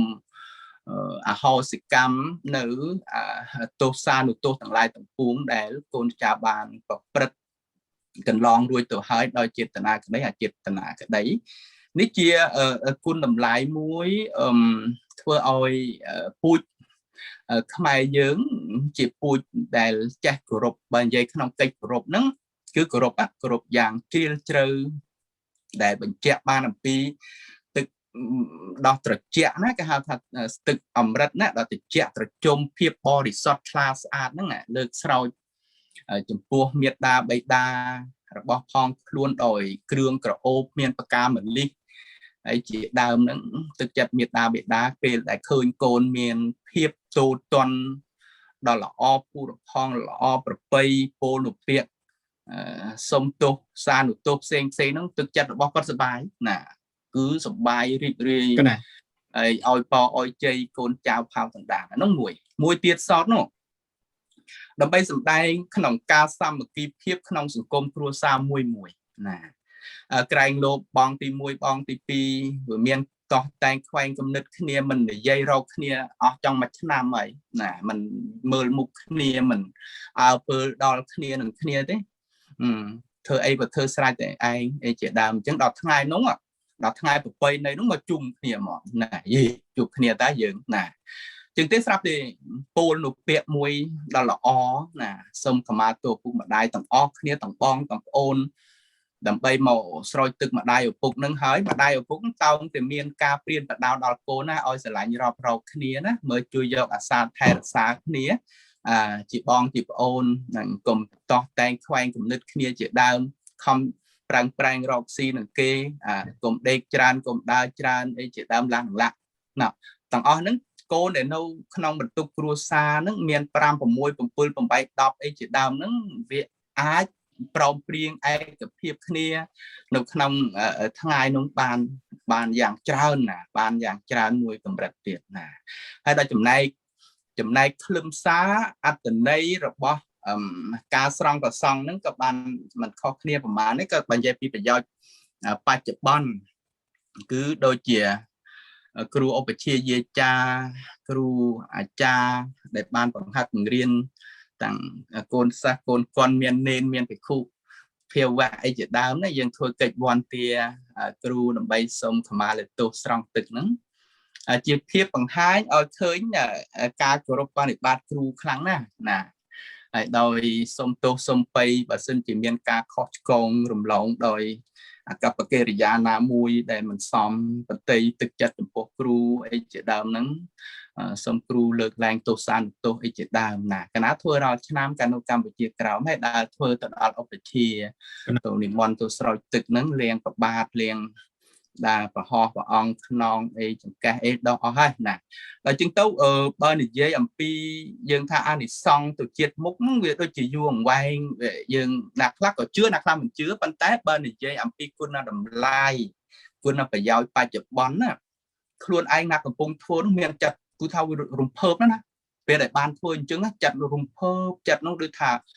នឹកគិតថាយីឯងជាសិស្សមួយល្អណាជាសិស្សកុនមួយដ៏ល្អប្រកបដោយកតញ្ញូតាធម៌ល្អណាបានដោះប្របាទទារបស់គ្រូរបស់អញបានដោះប្របាទទាឪពុកម្ដាយអញបានដោះខ្នងដោះដៃដោះអវយវៈជាមន្ទិលសោមងក្អែលអីជាដើមអីហ្នឹងឲ្យច្រាស់បាសអីជាដើមហ្នឹងគឺថាក្នុងពេលដែលខ្លួនបានធ្វើហ្នឹងចិត្តរបស់ខ្លួនគឺបន្ទុះចេញគឺផុសចេញនៅសេចក្តីល្អបរិសុទ្ធភ្លាមណាបរិសុទ្ធភ្លាមជាងទេភាពល្អបរិសុទ្ធនេះធ្វើឲ្យរវាងសិស្សនិងសិស្សផងគ្នាហ្នឹងក៏កាន់តែមានសាមគ្គីភាពស្រឡាញ់រាប់រកគ្នាមិនចោះតែងខ្វែងគំនិតគ្នាដោយយល់ថាយើងមានគ្រូតែមួយណែមានប្រឧបជាតែមួយមានអាចារ្យបង្រៀនតែមួយដល់ណាយើងរួមគ្នាមកធ្វើកិច្ចវន្ទាទាំងអស់គ្នាហើយធ្វើឲ្យកម្មវិធីចូលឆ្នាំថ្មីហ្នឹងវាមានបង្កើននូវភាពសាមគ្គីស្រឡាញ់រាប់រកគ្នាជួយដល់សង្គមម្ដងណាជួយដល់សង្គមមិនយើងនិយាយពីគ្រួសារមួយដល់ចូលដល់សង្គមចូលដល់សង្គម ណាពុទ្ធសាសនាហ្នឹងហើយมันប្រកាន់ណាมันប្រកាន់ខឹងមួយយ៉ាងវិញទៀតសោតមិនត្រឹមតែគ្រូបាអាចារ្យទេមិត្តភក្តិមរៈខ្លះដល់រវាងគ្នានឹងគ្នាហ្នឹងយើងអាចសូមអហោសិកម្មណាយកទឹកហ្នឹងដាក់លើបាតដៃអីជាដើមហ្នឹងជាវិធីសាស្ត្រអាហ្នឹងបើយើងនិយាយទៅជាវិធីសាស្ត្រដែរណាជាវិធីសាស្ត្រជាឧបាយមួយដែលឧបមាថាលោកគ្រូសុំបញ្ញាខឹងកណាអនចិត្តយូរហើយលោតែកណាថាគ្រូម្ចាស់សុំបញ្ញាណាសុំថ្មលិទោសណាយកទឹកណែអមរិតដល់ត្រជាក់ល្អហ្នឹងយកស្រោចលើប្រហោះមើលបំត្រជាក់ចិត្តល្អកលើឈប់ខឹងកណាវិញឡើយណានឹងជាវិធីមួយណាជាវិធីមួយដែលធ្វើឲ្យយើងត្រូវរោគ្នាបានណាជាវិធីមួយហើយមនុស្សយើងតែការត្រូវចិត្តត្រូវគំនិតគ្នាស្រឡាញ់រាប់រកគ្នាបានហើយរីកចម្រើនហើយក្នុងសង្គមជាតិមួយគឺរីកចម្រើនទៅមុខអញ្ចឹងហើយបើថាមើលមុខគ្នាមិនចំកូនដោយកូនម្ដាយដោយម្ដាយបងប្អូនបង្កើតចដូនមួយនឹងគ្នាមើលមុខគ្នាមិនចំទេมันអាចទៅរកភាពរីកចម្រើនបានទេក្នុងសង្គមគ្រួសាររហូតដល់សង្គមជាតិណានឹងក៏ដូចជាសង្គមពុទ្ធសាសនាអញ្ចឹងដែរអញ្ចឹងទេកម្មវិធីកញ្ញាមានតែ20នាទីបែបខាងលើហើយតែប៉ុណ្្នឹងទៅដឹងណាអីនិមន្តកណានិមន្តគ្រូមានអីចង់សួរទៀតក៏និមន្តណាអញ្ចឹងទេណាគណៈសូមនិមន្តគណៈអរគុណច្រើនលោកគ្រូណាបាននិមន្តរៀបរាប់ពាក់ព័ន្ធជាមួយនឹងប្រវត្តិរឿងរ៉ាវហើយក្នុងនេះអំបញ្ញមិញហ្នឹងខ្ញុំគណៈក៏បានលើអំពីអានិសង្សហើយជាពិសេសណាគឺមានគោលអាងចិត្តតាំងលើកជាគម្ពីរដីកាផ្នែកខាងពុទ្ធសាសនាអញ្ចឹងមានន័យថាបងប្អូនប្រជាពលរដ្ឋខ្មែរយើងដែលគាត់បានធ្វើទៅនោះគឺមិនមែនចេះតែធ្វើគឺមានលំអានមានលំនាំហើយច្បាស់លាស់ជាតកតាំងណាពីបរមបុរាណរហូតមកហើយជាពិសេសរឿងរ៉ាវទាំងអស់នោះគឺបានកើតឡើងនៅក្នុងពុទ្ធសាសនាយើងនេះទៀតគណៈអញ្ចឹងហើយខ្ញុំកណាមិញស្ដាប់បានធរដីកាលោកគ្រូពីខាងដើមខ្លះថាបានអានិសង្សដូចជាមានទៅជាស្ដេចចក្រពត្តិអីជាដើមហ្នឹងហើយចុះបើក្រៅពីហ្នឹងទៀតតើមានទទួលបានផលអានិសង្សហ្នឹងតទៅជាតិខាងមុខហ្នឹងអត្ថន័យអត្ថប្រយោជន៍បច្ចុប្បន្នអានិសង្សបច្ចុប្បន្នមិញហ្នឹងលោកគ្រូបាននិមន្តមានធរដីការៀបរាប់មកហ្នឹងបានច្រើនហើយកណាហើយចុះបែកទៅខាងអនាគតជាតិក្រោយពេលដែលចុតតិបដិសន្ធិទៅហ្នឹងតើយ៉ាងណាខ្លះដែរលោកគ្រូកណាដោយអំណាចដែលយើងបានស្រង់ព្រះអីជាដើមហ្នឹងកណាបាននិយាយអំពីអានិសង្សទៅអនាគតជាតិហ្នឹងគឺយើងរួចរដោះនៅអន្លង់4នរកប្រែតដេរិឆានអសុរកាយយើងរមែងឃ្លាតឆ្ងាយនៅអបាយមុខអបាយភូមិជាដើមណាយើងការគោរពបនិបាតចំពោះគុណពុទ្ធណាហើយយើងបានឡើងសក្រាចថ្មីហ្នឹងយើងស្រង់ព្រះតាមពិតទៅព្រះសម្មាសម្ពុទ្ធព្រះអង្គមិននៅជាប់ដោយទូលីកខ្វែកខ្វក់ដើម្បីយកឲ្យយើងយកទៅស្រង់អីទេក៏ប៉ុន្តែការដែលយើងគោរពដល់ជ្រាលជ្រៅហើយយើងយកថ្ងៃដ៏អស្ចារ្យហ្នឹងយកមកសម្ដែងឲ្យឃើញជារូបភាពដែលយើងមានទឹកមន្តទឹកអម្រឹតដល់ត្រជាក់ក្រអូបមានប្រកម្មលិះជាដើមហ្នឹងបើនិយាយអំពីភាពបរិសុទ្ធហ្នឹងយើងរួចរដោះអំពីនរកប្រែតដេរិឆានអសុរកាយរមែងបានកើតនៅក្នុងឋានទេវលោកបើមិនបានទៅដល់ឋានទេវលោកនៅក្នុងមនុស្សទឹកសលោកហ្នឹងក៏រមែងបាននូវភាពថ្លៃថ្នូរឧត្តមឧត្តមដោយអាស្រ័យយើងជាស្គនកូនដឹងគុណណាដឹងគុណឪពុកម្ដាយគ្រូបាអាចារ្យពុទ្ធបធម៌ប្រសង្ឃណាហើយអញ្ចឹងទេដូចក្នុងគម្ពីរបានអាងអញ្ចឹងក្នុងគម្ពីរសតានជា10ហ្នឹងបានពោលមកនិយាយខ្លីមិនបាននិយាយវែងច្រើនបានសេចក្តីសុខគ្រប់ប្រការនឹងបានឡើងទៅកាន់ឋានទេវលោកណាអង្គការជាយូរអង្វែងឡើយហោណាយូរអញ្ចឹងណាអញ្ចឹងទេបើកើតទៅឋានទេវលោករួចទៅហើយវាគ្មាននរកប្រែតដេរិឆាននេះទៅនោះបានទេណាវាមានតែសត្វតែរបស់ល្អប៉ុន្តែចង់និយាយឲ្យច្រើននៅក្នុងសម្បត្តិបច្ចុប្បន្នហ្នឹងគឺថាអានិសង្សនេះធ្វើឲ្យសង្គមជាតិរបស់យើងហ្នឹងបង្ហាញពីភាពគេហៅថាវប្បធម៌គោរពណាជាពូជខ្មែរអង្គរហ្នឹងគឺមានវប្បធម៌ចេះគោរពឪពុកម្ដាយគ្រូបាអាចារ្យគោរពគុណពុទ្ធបធម៌ប្រសង្ឃព្រះឧបជាយាចាណាហើយកិច្ចគោរពបនិបាតនៅក្នុងថ្ងៃសង្ក្រាន្តថ្ងៃឡើងសក្រាចថ្មីហ្នឹងគឺជាថ្ងៃមួយដែលយើងជឿថាជាថ្ងៃស័ក្តិសិទ្ធិទៀតណាយើងជឿថាជាថ្ងៃដ៏អស្ចារ្យជាថ្ងៃស័ក្តិសិទ្ធិ អស់ចាលសម្រាប់ជាតិទាំងមូលណាចឹងទេការចេះប៉ុណ្ណឹង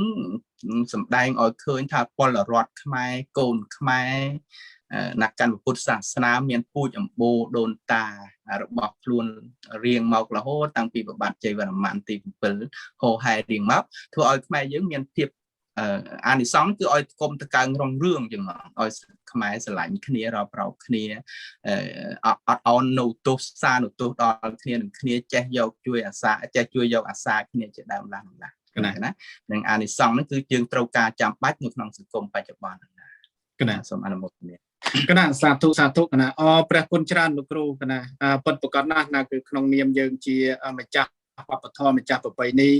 ម្ចាស់ទំនៀមទម្លាប់នេះយើងគួរតែមានមោទនភាពក្នុងមួយផ្នែកហើយមួយផ្នែកទៀតអ្វីដែលលោកគ្រូបានមានតរដីកាមកគឺវាធ្វើឲ្យមានការចម្រុងចម្រើននៅក្នុងសង្គមខ្មែរយើងណាគឺមានការគោរពណាចាស់ទុំព្រឹទ្ធាចារ្យត្រកូលរៀមច្បងជាដើមណាហើយជារឿងដែលនាំមកនៅសេចក្តីសុខសន្តិភាពកាលណាបើយើងបានអនុវត្តប្រតិបត្តិដោយត្រឹមត្រូវហើយនោះគណៈអរគុណច្រើនហើយមានមួយសំណួរជាចុងក្រោយមួយទៀតលោកគ្រូណានៅក្នុងយើងកំពុងតែផ្សាយហ្នឹងមាន account Facebook មួយក៏ឈ្មោះថាជីវិតនៃក្តីសង្ឃឹមគាត់ថាថ្វាយបង្គំព្រះអង្គម្ចាស់គ្រប់ព្រះអង្គណាក៏ណាចង់ដឹងថាបច្ចុប្បន្ន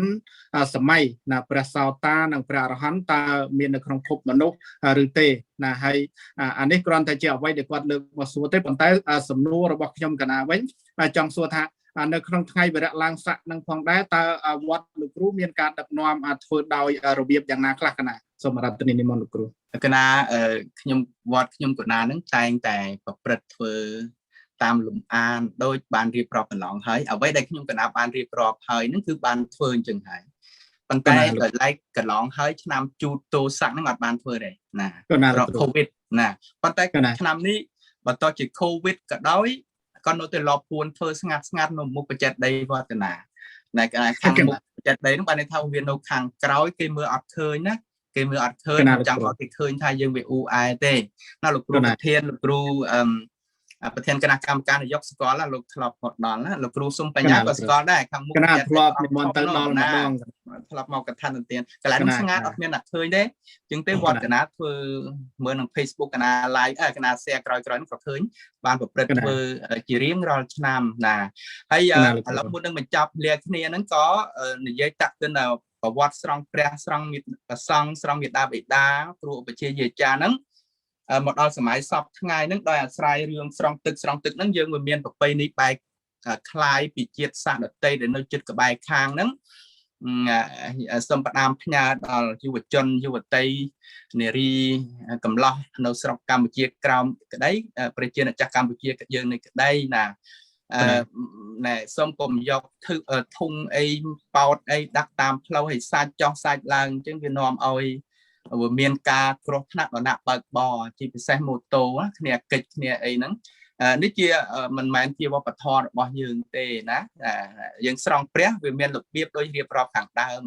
ស្រង់ដោយគោរពកិច្ចវន្តាបនិបាតណាមិនមែនយកទឹកហ្នឹងយកទៅ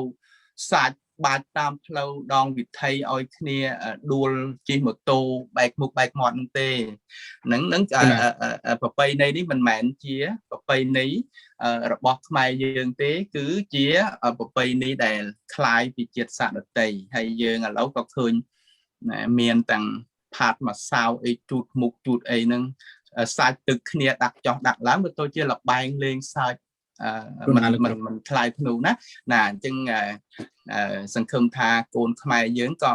កាន់តែចេះដឹងច្រើនហើយយើងធ្វើយ៉ាងម៉េចដោយលោកគ្រូមច្ឆន្តិកៃសុំបញ្ញាថាយើងជាពូជណាក់មានវប្បធម៌ដងឧត្តមជាយើងជាម្ចាស់វប្បធម៌ណាពាក្យហ្នឹងមានន័យណែពាក្យហ្នឹងមិនបាច់បញ្យល់ទេលោកអង្គណាក៏យល់ដែរយើងជាម្ចាស់វប្បធម៌យើងជាម្ចាស់ដើមហេតុណាហើយយើងកុំធ្វើឲ្យคล้ายពីណាក់ដែលគេយករបស់យើងណាគេយករបស់យើងគេទៅคล้ายយើងទៅយកអាคล้ายរបស់គេមកវិញអានោះមិនល្អទេយើងខំរៀនសូត្រធ្វើម៉េចបានតិចបានច្រើនអីឲ្យត្រូវតាមក្បួនបុរាណរបស់យើងណាអញ្ចឹងសូមអនុមោទនាសូមប្រគេនសក្ការៈបរិសាម្ដងទៀតអរគុណករណាព្រះគ្រូប្រធានព្រះគ្រូអនុប្រធាននិងព្រះមហាធេរានុធេរៈគ្រប់ព្រះអង្គញោមញាតបានសិរីមង្គលវិបុលសុខចម្រើនក្នុងឱកាសឆ្នាំថ្មីណាសូមអនុមោទនាគណៈសាធុគណៈផងដែរក៏សូមគោរពប្រគេនពរណាដល់គ្រូវិញណាលោកគ្រូ កេសរៈវិនិយោណាសូនកុសលណាសូមឲ្យមានប្រសុខភាពល្អបរិបូរណ៍ប្រជាជនមានយុយឺនយូរណាគង់នៅជាមលុបណាដល់ត្រជាក់ដល់ប្រសង់ក៏ដូចជាបរិស័ទនៅតំបន់ Washington State គណៈឲ្យបន្តការផ្សព្វផ្សាយនៅព្រះពុទ្ធសាសនាខ្មែរយើងបន្តទៀតគណៈអរគុណច្រើនណាសម្រាប់ការសម្បទានពេលវេលាដ៏មានតម្លៃចូលរួមរបស់លោកគ្រូពីកិច្ចការងារព្រោះលោកគ្រូជាទូទៅគឺជាប្រសង់ណាគំរូមួយព្រះអង្គមមាញឹកមែនតើណាទាំងកិច្ចការកសាងក៏ដូចជាកិច្ចការដឹកនាំពុទ្ធបរិស័ទប្រព្រឹត្តអនុវត្តប្រតិបត្តិនៅសេចក្តីល្អដោយកាយវិចារចិត្តគណៈអរគុណច្រើនណាអញ្ចឹងជាកិច្ចបន្តទៅទៀតណាខ្ញុំគណៈសូមប្រគេនកម្មវិធីទៅដល់លោកគ្រូមនីពតោណាសុខសុធាវីណាដើម្បីបន្តកម្មវិធីជាបន្តទៀតណាអញ្ចឹងទូលព្រមគុំខ្ញុំគណៈសូមក្រាបនមស្ការថ្វាយបង្គំខន្តីអភ័យទោសអធិស្ឋានណារាល់វិបត្តិជាកំហុសដែលកើតឡើងដោយអចេតនាដែលខ្ញុំគណៈបានធ្វើការអសន្ននេះដល់ព្រះវិក្មិនណាជាកិត្តិយសណាទាំងពីរព្រះអង្គកន្លងរួចហើយក៏សូមត្រេកអរអនុមោទនាបុណ្យកុសលប្រគេនពរប្រគេនជ័យប្រកាសណាម្ចាស់គ្រប់ព្រះអង្គញាតិញោមសាធុសប្បុរសស្រីប្រុសសំប្រកបជួបប្រទះក្នុងពរព្រះ4ប្រការកណាយុវណៈសុខៈពលៈកំបីគ្លៀងគ្លាតឡើយកណាសូមអនុមោទនាណាសូមអរគុណច្រើនបងគ្រូសូមបញ្ញាដែលបានផ្ដល់ឱកាសទូនាទីបន្តនេះមកដល់ខ្ញុំប្រកាសណាអញ្ចឹងជាបឋមសូមនមស្ការជាភាសាខ្មែរសិនណាសូមនមស្ការចំពោះគុណប្រតនត្រ័យដោយសេចក្តីគោរពសូមធ្វើកិរិយាកិច្ចនមស្ការចំពោះព្រះមហាថេរៈគ្រប់ព្រះអង្គនៅក្នុងបន្ទប់ផ្សាយទាំងអស់ជាពិសេសគឺព្រះអធិមនីមង្សាងព្រះប្រធាននៃពុទ្ធិកសមាគមព្រះសង្ឃខ្មែរសហរដ្ឋអាមេរិកដែលជាបច្ចេកការនៃវត្តមនីសតារាមក្នុងរដ្ឋនីសតានមស្ការចំពោះព្រះអង្គគ្រូប្រាជ្ញសរ៉ាន់ដែលជាប្រធាននៃគណៈកម្មការនយោបាយក្នុងពុទ្ធិកសមាគមព្រះអង្គគ្រូបាទសុផលជាព្រះអនុប្រធានទី1ព្រះអង្គគ្រូហេងសិថុងជាព្រះអនុប្រធានទី2និងព្រះសង្ឃគ្រប់ព្រះអង្គទាំងអស់ណាព្រះអង្គគ្រូកុសលដែលជាព្រះប្រធានសាខាពុទ្ធិកសមាគមនៅក្នុងរដ្ឋ Washington និងព្រះអង្គគ្រូគ្រប់ព្រះអង្គទាំងអស់ដែលបានមានវត្តមាននៅក្នុងបន្ទប់ផ្សាយក្តីប្រធារានុធរៈគ្រប់ព្រះអង្គដែលបានកំពុងតាមដានផ្សាយក្នុងកម្មវិធីរបស់ពុទ្ធិកសមាគមតាក់ទងនឹងពិធីបុណ្យចូលឆ្នាំខ្មែរ So let me say thank you for this opportunity to be able to moderate the English program today, which relates with the Khmer New Year as we are approaching to the day 3 or the last day of the Cambodian New Year. It is such an auspicious occasion for all Cambodians across the globe who have been celebrating New Year's, Khmer New Year for these few days. And first of all, I would like to take this opportunity to pay my homage to the Triple Gem, the Buddha, the Dharma, and the Sangha. And again, I would like to pay respect to Most Venerable Athimani Mangsang, Pre-Athimani Mangsang, the president of the Cambodian Buddhist Monk Society in USA, who currently resides or the abbot of Manisotaram Monastery in the state of Minnesota, USA. And again, I would like to pay respect to Most Venerable Price Saran, who is in Georgia, Venerable Patsopal, who is in Massachusetts, and Venerable Sitong from Texas, and all venerable monks from different states, and those who are watching us as well. Would like to pay respect and say greeting to every Khmer people around the globe who happen to watch this. So as today we are conducting the Khmer New Year for the day 3 or the final day, because we celebrated traditionally we celebrated for 3 days. So for the last 2 days, the English program also have been conducted, and the speakers have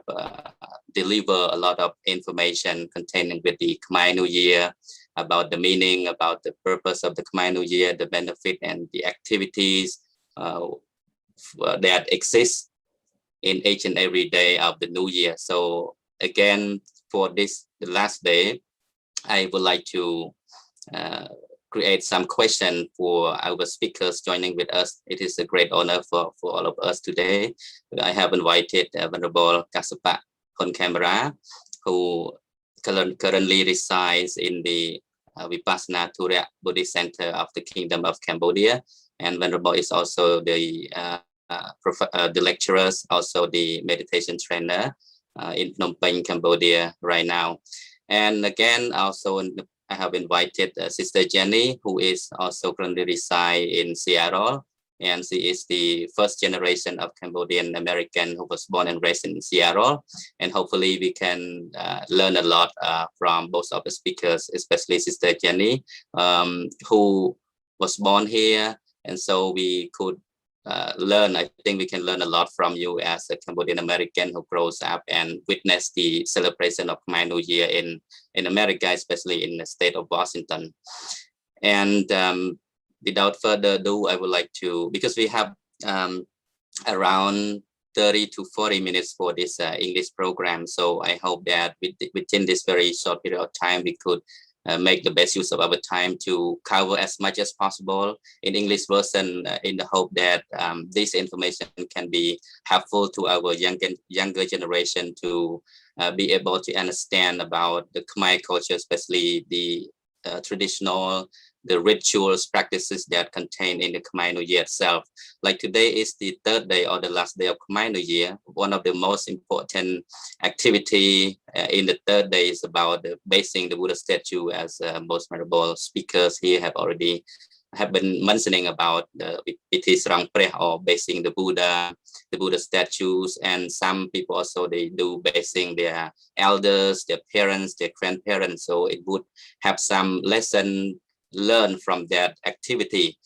Anyway, without further ado, I would like to start the first question with Sister Jenny. Welcome, Sister Jenny, to the show. And I would like to ask you to introduce about Khmer New Year. And of course, we have been talking a lot about what Khmer New Year is, but for myself, and I believe that our Cambodian monks also would like to learn, because a lot of foreigners will come to the temple and they ask, what is Khmer New Year? So what would you explain to the foreigner about what Khmer New Year is as a Cambodian American? Yes. Hi, thank you for inviting me to this discussion. I want to give my respect and homage to the Triple Gem, the Buddha, the Dhamma, and the Sangha. And again, thank you for involving me in this discussion today. On a general term, when I explain Cambodian New Year to foreigners or people who are unfamiliar with it, I usually just kind of describe that, in Cambodia, April happens to be the hottest month of the year, and it happens to be towards the end of the harvest season. And so many lay people are kind of able to relax after a hard season of tilling the farm and harvesting. And so it's an opportunity for us to celebrate and also an opportunity for us to go visit the temple, because our day-to-day lives are so busy that oftentimes we forget to do the basic practice of generosity. And so we get the opportunity while we are not working to go to the temple to build merit and collect merit for ourselves and for our elders and for our ancestors. We do that by offering alms to the monks and also donating to the temple, monetary or gift-wise. And so that's kind of, on general terms, that's kind of how I explain it to foreigners. Then there's also the Buddhism aspect that I'm still actually kind of learning about as well. And so there is a correlation, because, it's not just Khmer New Year's. We know that in Thai and in Laos and in Sri Lanka and Burma and Malaysia, they all celebrate New Year's around this time too. And the thing that connects it is Buddhism. But I would rather have a monk speak on that aspect of Cambodian New Year. Thank you so much, Jenny, for sharing from your perspective as a layperson and as a Cambodian American who was born here. How you explained to foreigners was very interesting. And I believe that sometimes for us as a monk, we always, when we are introducing about Khmer New Year, I myself always thing about the Khmer language, what I have read from the Khmer books, from the Khmer text, but what you have introduced just right now is like a little bit different from what I have ever used, So it's a good thing to learn something new from foreigner like yourself. You're actually a Cambodian American, but because you're born and raised here, so you consider as one of the native speaker that we can learn a lot from you. Thank you so much for that. And let me turn back to Venerable Kaspar on camera. What about you? How can you introduce about Khmer New Year? And as you have been living in Sri Lanka for around 20 years, and Sri Lanka itself also celebrated the New Year, which is, happened at the same time with Cambodia. So how would you explain Sri Lankan people about Khmer New Year? You're mute. Thank you, Venerable Sir, and let me pay my homage to the Triple Gem and dear Venerable Sirs, the President of Cambodian Buddhist Monk Society, and our friends in Dhamma around the globe, and especially Cambodian devotees who are living in the United States. Well, it's a broad subject, to be honest, to express in one sentence, but if I would have a chance to tell Sri Lankan devotees or Sri Lankans about Khmer New Year, I would say that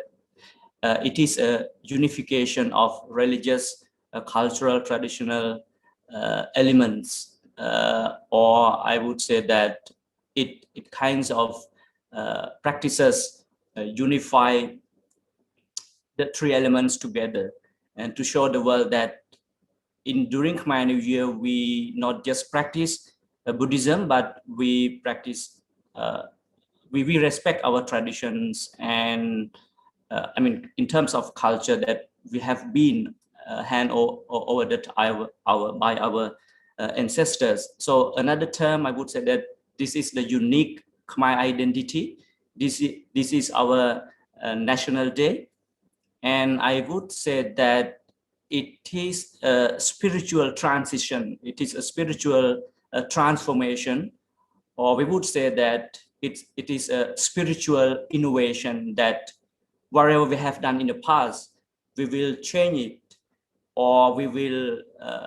further cultivate it to some extent for a better life. So this is, I would say, to Sri Lankan devotees, especially the foreigners. That's all from me, Venerable Sir. Thank you so much for sharing how you introduced the Khmer New Year to the foreigners. So you talk about the cultural, the spiritual transition. It's not just transitioning the time, as we aware that New Year is like the transitioning between the old and the new year. And of course, today is the third day, the day which transition from the old year to the new year. So the new year starts today. As a matter of fact, the monk has been talking about the Sakaraj has been transitioned today, from Tosa to Traisa today. So of course, as you have pointed out about the spiritual transition during each and every new year, something could be transition, something could be transformed from bad to good, from suffering to happiness, and so on. And again, as we observe in the activities during the Khmer New Year's, and I would like to turn that to Jenny, because you have been coming to practice the rites and ritual during the Khmer New Year at the temple. What have you observed about some activity that you think is interesting to you? We have people gathering to the temple, they listening to the Dhamma talk, they're listening to the monks doing the chanting, they cook the food and take it to the temple, offer to the monks. They do the rob bath, offering alms to the monks both, and then they also offer the donation, everything that they bring to the temple, paying homage to the Buddha, Dhamma, and Sangha, observing moral precepts, practicing meditation, and so on. What is the most favorite part, or what is the most interesting activity for you during the Khmer New Year? Yeah, I think one of the most fun and interesting part of Khmer New Year's, Cambodian New Year's also in America is also a time for us Cambodian people to really get together and to learn about our culture, to witness our own culture. And so, of course, there's the being able to witness Rumam, like all of the classical dances, and the drummers, the chayam is really fun as well too. And also just being able to come together and play some traditional games and whatnot. But as far as like the Buddhism aspect goes, I really enjoy after the monks eat, the lay people all get together and we share a meal. Of course, this is before COVID, but that was probably my favorite, just because we're all enjoying our efforts that we put together. Most of everyone have brought food to the temple to share, to offer the monks. And then afterwards, we get to share in that experience as well. And, a lot of the times you're sitting with another family and you're just getting to know. And, I think maybe people in Cambodia kind of take for granted that you're always surrounded by Khmer people all the time. And for us growing up in America, that's not the case. The only time we're around Cambodian people is when we go to the temple, and that's every once in a while. And so it just feels so good to be able to go to a place where everyone kind of knows what's happening. Everyone's eating the same food. Everyone is just enjoying each other's language and seeing the old aunties and uncles and the family friends that you haven't seen in a while. So it's an opportunity for us just to come together and just enjoy each other's company. Another favorite activity of mine is the last day, the Songkran, I think is what it's called, where we do the water blessing ceremony. And I love being able to not only bless the statues of the monk, but also bless the elders as well. At the temple, at the South Park Temple, we had all the elders lined up or sitting next to each other. And then all of the youth comes and we sprinkle water into their hands, and we're doing well wishes and just wishing prosperity, happiness, and long life to each other. And then it's such a joy to witness, because these elders, they look like little children too when they when they come out of the room, and they're also blessing us. And the next thing you know, we're all just having fun, having a water fight, and it's again, that's just it's so endearing to witness, because I don't really get to see that. I'm not sure of any other cultures that have such a strong connection between or not a strong connection, but a strong ritual of respecting elders. And so that is really unique to see, and also very joyful and endearing too. So that's my two favorite things, is just sitting, catching up with old friends, and being around other Khmer people, and also the water fight at the end of the celebration. That is very impressive, what you have mentioned. I think that is a good, we can say it's a unique point about Khmer New Year celebration. Sometimes we cannot find this in any other, practices, traditional practices, but the activity, the way we pay respect to our elders, the way we get connected, with our ancestors, with our elders, get surrounded by the younger generation, paying respect to the elders, and do the wishing by, placing holy water on their hands and the monks' hands as well. So we'll come to that in a moment, but I'm interested about when you talk about the part where you're interested is about, people get together, enjoy the meal together after the monks. What is your favorite Khmer food, by the way? Because in Khmer New Year, people are cooking, traditional food and bring to the temple. Also, can you count some Khmer traditional food as well as and what is the most favorite Khmer food for you? For me, my favorite Khmer food involves anything that has like a hint of pahok, and of course krung in there. So cha krung, pahok ti is one of my favorites. It's one of my son's favorite. My husband, who was white American, he loves cha masur. He loves any it's like anytime. Okay. Yeah, cha masur is his favorite. Of course, anything with curry. I mean, I love Khmer food, and I know that every time I go to the temple, I know the elders are cooking it, so we're getting authentic Khmer food. And I mean, that's probably why it's one of my favorites too, just because I don't cook Khmer food at home very often, and when I do, it just doesn't taste as good as mom's, right? And so going there, and I know that a lot of the the elders, they put a lot of effort into the food, and so you know that you're going to be getting really good, authentic Khmer food. Yeah, that's great about it. You know, I have some foreign friends who study with me at the college. When I introduce about Khmer New Year to them, they say, "What is the special thing about Khmer New Year?" I said, if you don't like about the religious practices, maybe you like about the food, because there are a lot of different kinds of food, you know, they bring to the temple. So once they come and join us and they enjoy the food, I think that is one of the best way to promote our Khmer New Year to foreigners, to the world, right? So we'll come to that question later. And thank you for, you know,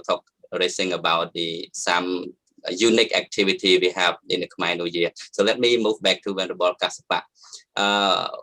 What is your philosophy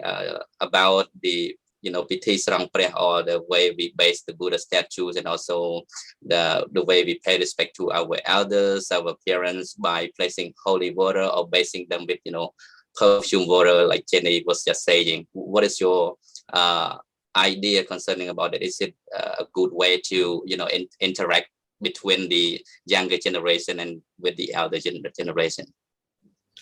Yeah, thank you, Honorable Sir. And it is also one of my most favorite activity, because it manifests a lot of things in Buddhism in our culture. And as you mentioned, I have been in Sri Lanka, and Sri Lanka is celebrating their New Year on the same day. So, but tomorrow is the final day, as to the best of my knowledge. They have kinds of, in English we call it Nanu Mangala, it's kinds of bathing, but they don't really having bath. They use the holy oil and to do the blessing, and the monks and the people line up and following each other to get the blessing from the monks or from the elders. They use the holy oil and to do the blessing. But the uniqueness of our culture, as Sister Jenny mentioned, that exactly, you know, brilliant. And I mean, before I'm going to dissect the philosophy behind that, I would say that this is a uniqueness of our culture, that we have a chance even once a year to express our gratitude, to express our respect, and even to say sorry to the monks, you know, to the elders, what we have been done throughout the year. So it's a chance for everyone to express, you know, their spiritual power. That's, as I mentioned, the forgiveness,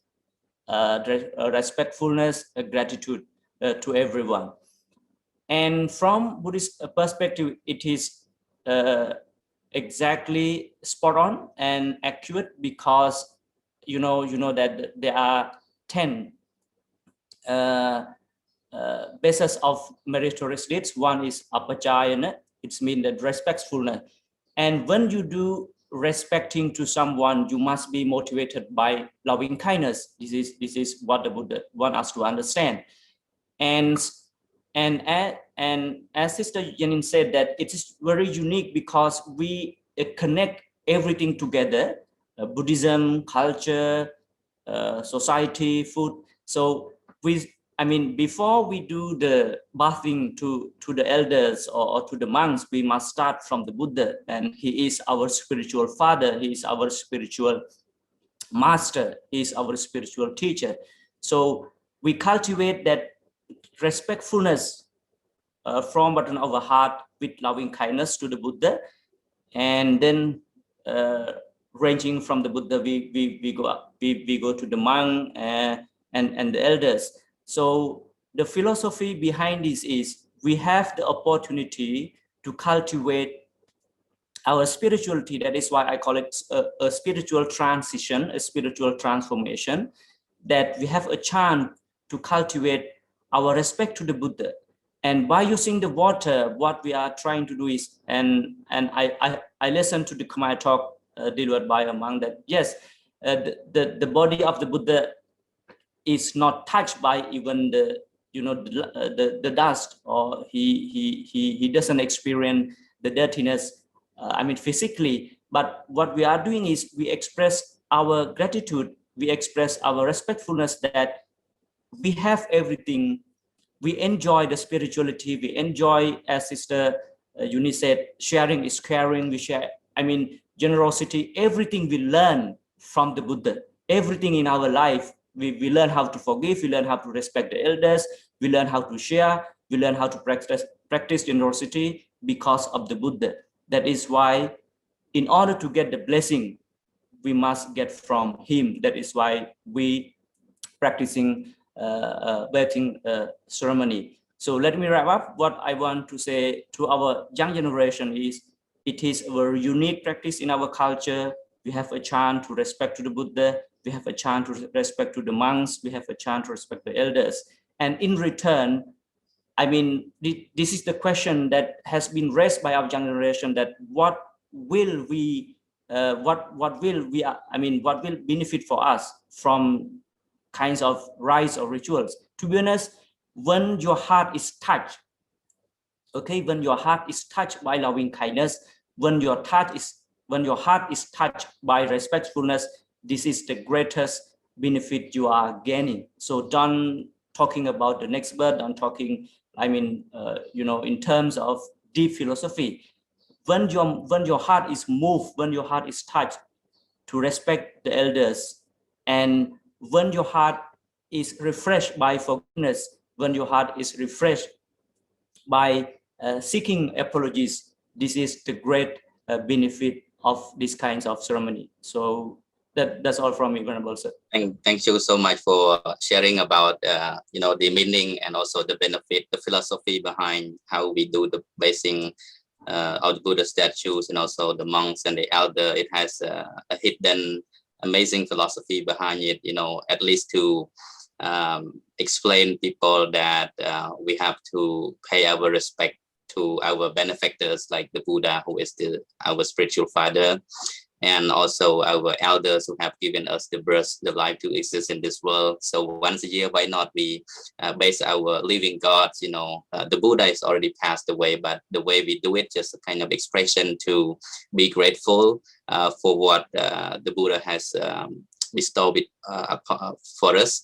And again, it's a good unity among Khmer people. As a younger generation, we can get together with our elders and doing something in respect to them. So let me move back to Sister Jenny, because you have been born in here and growing up in Seattle. I just would like to know how well known the Khmer New Year is to our Khmer Americans, especially in Washington State, or if you could share, just from your personal perspective, how do you think about the popularity about Khmer New Year to the foreigners or to the Khmer Americans? Yeah, I think for Khmer Americans, it's probably one of the best things, the best celebration of the year. It's the only time of the year that we really truly connect with our community and our culture and our traditions and rituals, something that you don't experience every day. And so, one sec. For foreigners, I think that it's an opportunity to learn something new, right? Cambodian culture is so different from Western society that I think that Western or foreigners just have a unique, or not a unique, but a deep interest in why we do what we do. But for a lot of Khmer Americans, especially the younger generation, we kind of just go with the flow, right? We when I was younger, I kind of just went with my mom and dad. And I always stood right next to my mom's side as she's doing, getting lok and doing the alms. And so I kind of grew up not knowing why we do what we do. I just know that it's something that we do. Like that's what makes us Khmer. We just do it.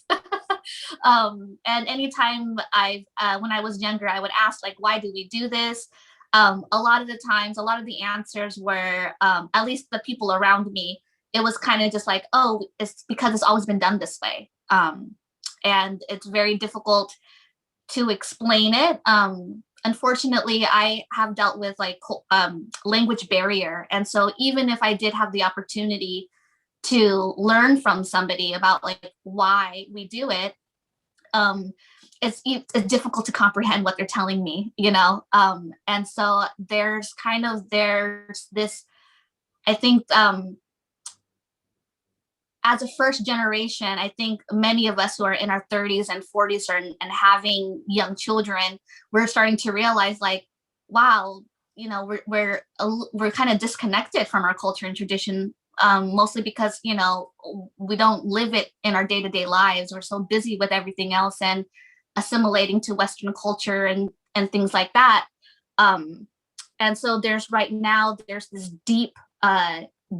interest within the first and second generation Khmer Americans to really connect with their culture at all costs. You know, it doesn't matter how we absorb it, whether it's through YouTube, whether it's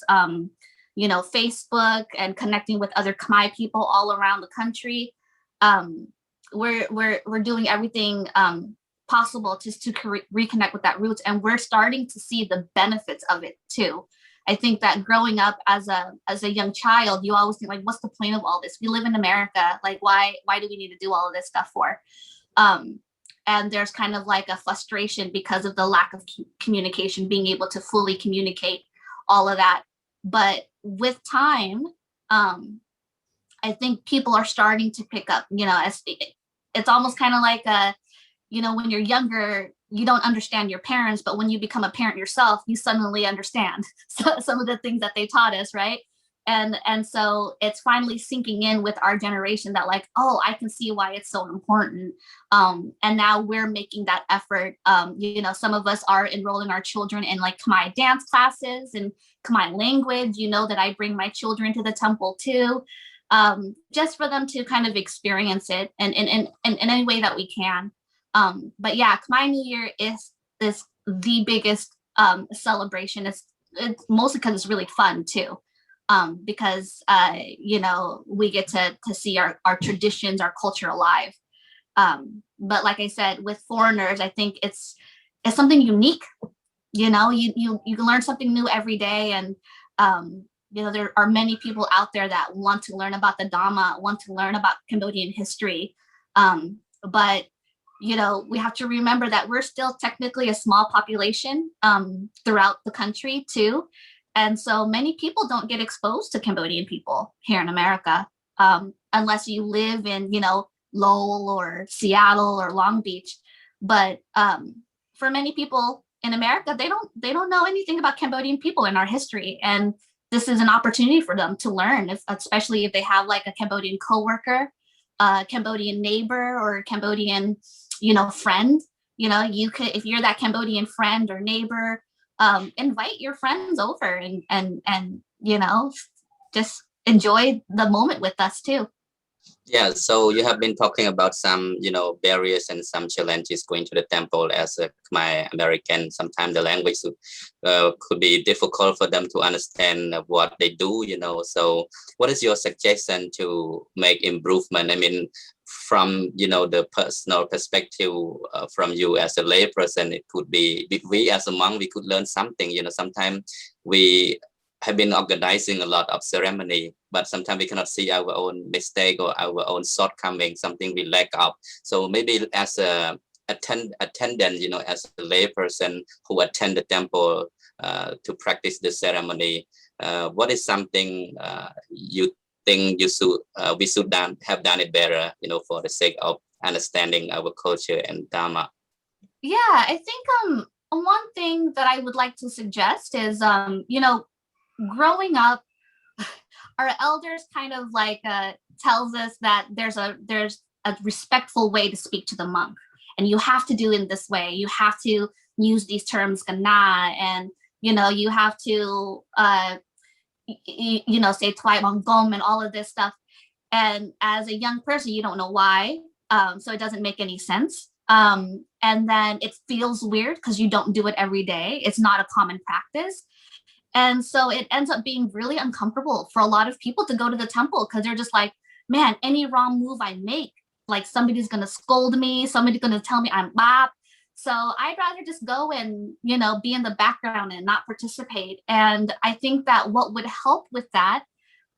is having the monks just kind of go out there and talk with people. I don't know if there's any type of rules where monks can't kind of go out in the crowd, but maybe there's an opportunity to be able to interact with the young children, the teenagers, the, just random people throughout the community, because I learned from other forms of Buddhism, that like it's okay to talk to a monk the way that you normally talk to them. And to me, it's still a little uncomfortable, but I'm getting used to it. For Khmer people, there's so many different ways to refer to a monk, like Baong, there's Nekun, there's Lok Macha, and all of that, and all of it gets confusing. So I just use the term Bante because it's a little, I don't know, just easier and easier for me to remember. That's international. Yeah, it's a Pali language used in Buddhist term. Oh, okay. Yeah. And so again, that's just something that I learned, and I'm still kind of undoing that uncomfortableness as well, so that I can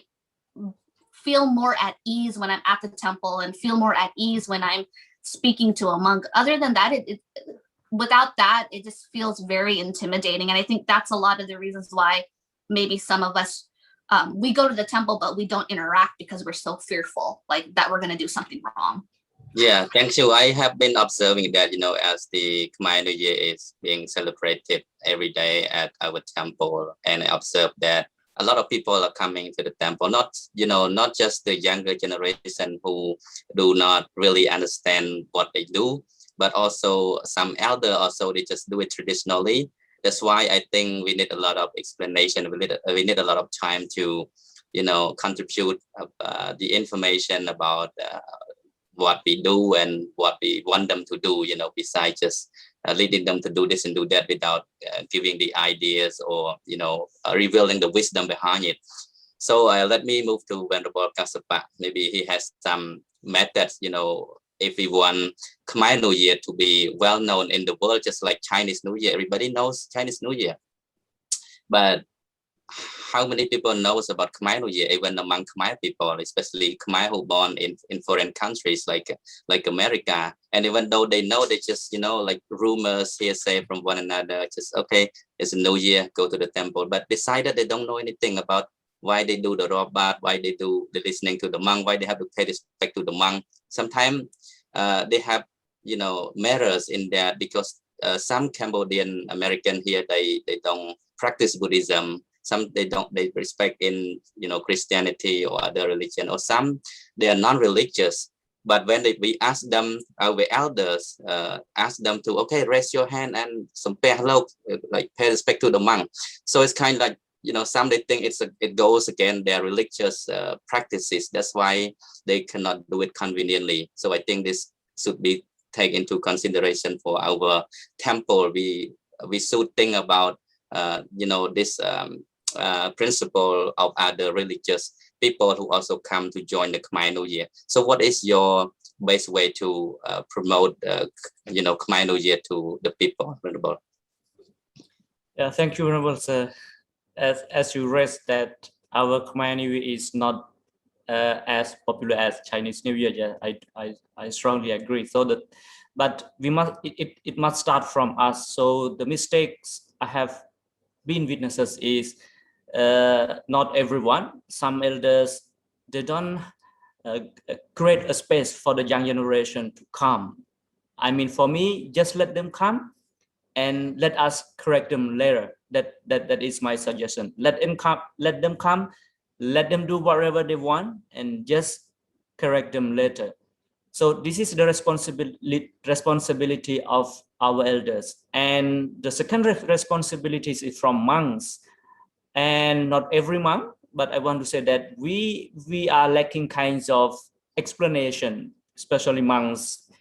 Sometimes the way they express, the way they explain is not that logical, it's not that philosophical, and cannot be absorbed by the young generation. So because this is where we are getting stuck to promote our culture. So from understanding, education, like right understanding is very important. So to have the right understanding, we need a right explanation. this is my point. So we have to create a space for young generation to understand our culture of, I mean, besides the rituals and religious activities, I would suggest that monks, you can reserve 1 or 2 hours for young generation to ask you the question. Or on the other hand, you can invite some guest speakers to share the core philosophy of our Khmer New Year. Then this would be beneficial from my understanding. And as Sister Janet said, that everyone is, you know, interested in food, so we can share that when we talking about generosity, so the practice must come from the monk. So whoever come to the temple, I mean, outsiders can be from other religion, from other culture, but the uniqueness of every culture is generosity. Sharing is caring. So food is the most important kinds of, how to say that, how to use the word, that absorption or interact. Yes, we can say interact the people to our community, to understand our community, because people are interested in food. So, and as Sister Janice, you know, there is not something wrong with the rule for the monk to talk with the devotees. No, we are allowed to talk, we are allowed to interact, but as long as you don't do any kinds of breaking the rules, talking is allowed. So we must little bit be close to the young generation, and because they will be our, you know, next generation to carry on, to protect, to conserve these rites and rituals. If they don't have kinds of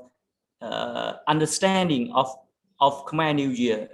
it's really tough to promote our Khmer New Year, because the Khmer New Year will be restricted within the Khmer generation, Khmer population, and Sister Jenny said that you don't have a chance to interact with the Khmer people. We interact with the Khmer people during the New Year or going to the temple. So this is the best chance for us when we are with when our Khmer generation are associating with the, you know, foreigners in the United States. So when they have a right understanding, they will share our culture to everyone. So this is the way we can promote it. So from my understanding, let them do, let them come, we will explain them later. So that's all from me. Yeah. Thank you so much. And there's a lot of things you raised about the way we can promote the Khmer New Year, you know, to be well known to our, at least Khmer who born in foreign countries like America. So it is the duty, responsibility of us as Buddhist monk, as the organizer, manager of the temple. We should have, as you mentioned, arrange, you know, give the floors to our younger generation to interact and be able to ask, you know, question. We open the floor for Q&A. During the New Year, at least, you know, create for, you know, like a platform of 1 hour, 2 hours, so people can come and ask questions about what is Khmer New Year, why did we do celebrate it, what does this mean, why we do this and do that, what's the benefit of that. Okay, Sister Jenny, you have anything, any other ways to promote Khmer culture to our, you know, Cambodian Americans or foreigners? Yeah, I think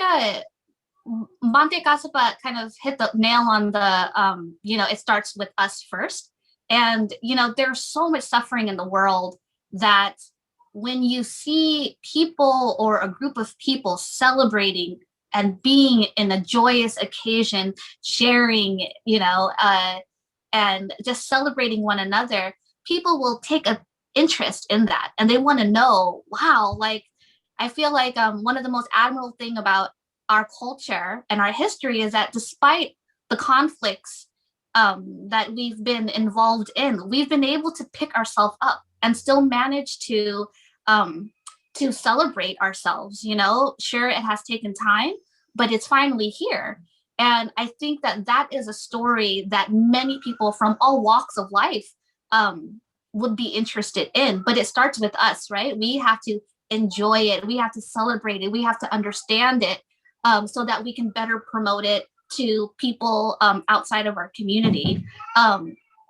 In a technical term or in technical aspect, one of the ways that we can better promote Khmer New Year also is, inviting important community members, like our local politicians, city councils, board of directors for your school, maybe the principal of your local elementary school or, middle or high school. Invite them to come in and witness it for themselves. You can also, if you're a very well-connected person, maybe invite the local media, maybe invite somebody who writes for the newspaper and do a story on this particular moment, this particular celebration. I think that's one of the best ways to promote it is, for us Khmer people, just keep doing what we do and get together, celebrate. But, take the effort to learn why we do these things, But yeah, begin to invite folks, tell our stories to people, to our friends that are not part of our community.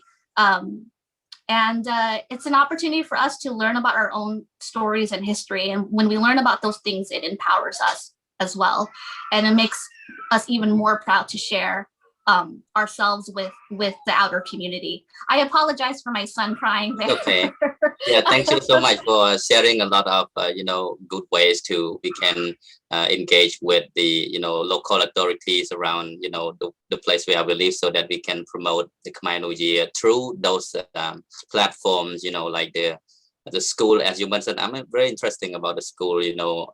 Most of the monks here attend the school. Why not we invite our friends from the school to join? Okay, as we're running out of time, I would like to give the last question to Brother Kassapa. Yesterday, the monk has been talking a lot already about the blessing, and I just would like to talk a little bit about that because as we wrap up the Khmer New Year today, the last day of the Khmer New Year, we would like to know the benefits of celebrating the Khmer New Year. Some religious as well as the Buddhist practices that we have been done through generosity, donation, offering, meditation, observing moral precepts, paying respect to our elders and the grateful ones, so and so. What are the benefits that we can get from that? And with that, is that the way to gain blessing in your idea? What is like the way that we can gain the New Year blessing?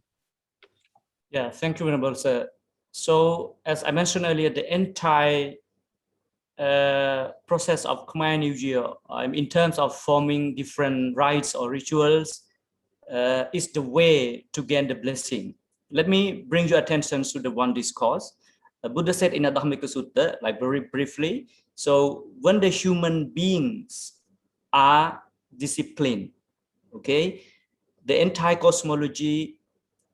will proceed on course. Then later on come to the season, come to the day, come to the year, and then it goes to the divine beings. So the divine beings will be happy.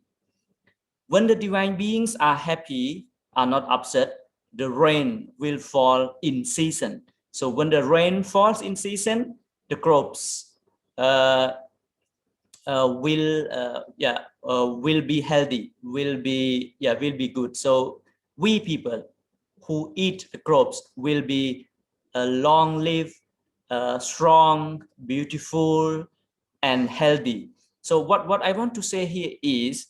as I mentioned earlier, the entire process of performing the Khmer New Year rituals is the way to gain the blessing. So it kind of interconnected with spirituality, with cosmology, and with divine being. So that is why we are advised, we have been recommended to do generosity, to pay homage to the monks, to having the bathing ceremony, and so on. So all wholesomeness or those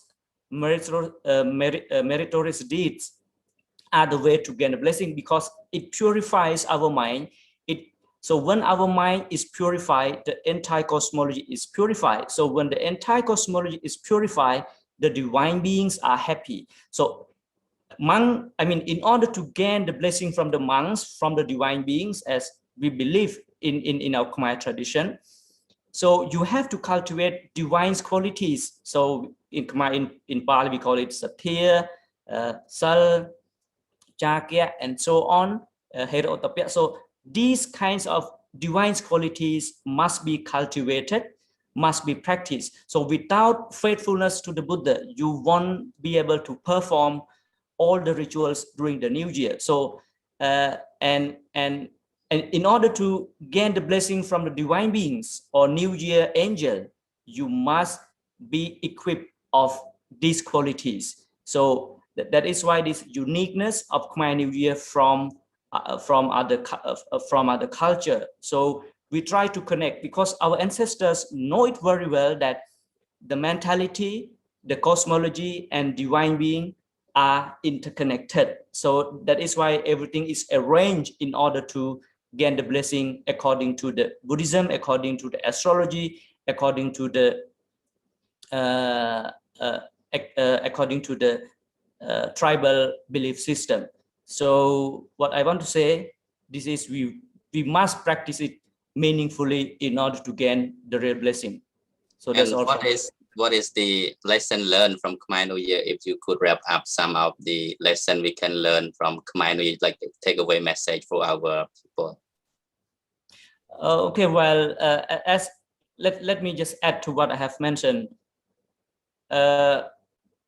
When we stay away from the wholesomeness or the goodness, like practicing generosity, respecting the elders, and so on, we will be inflicted. This is what I can say. So what we have learned is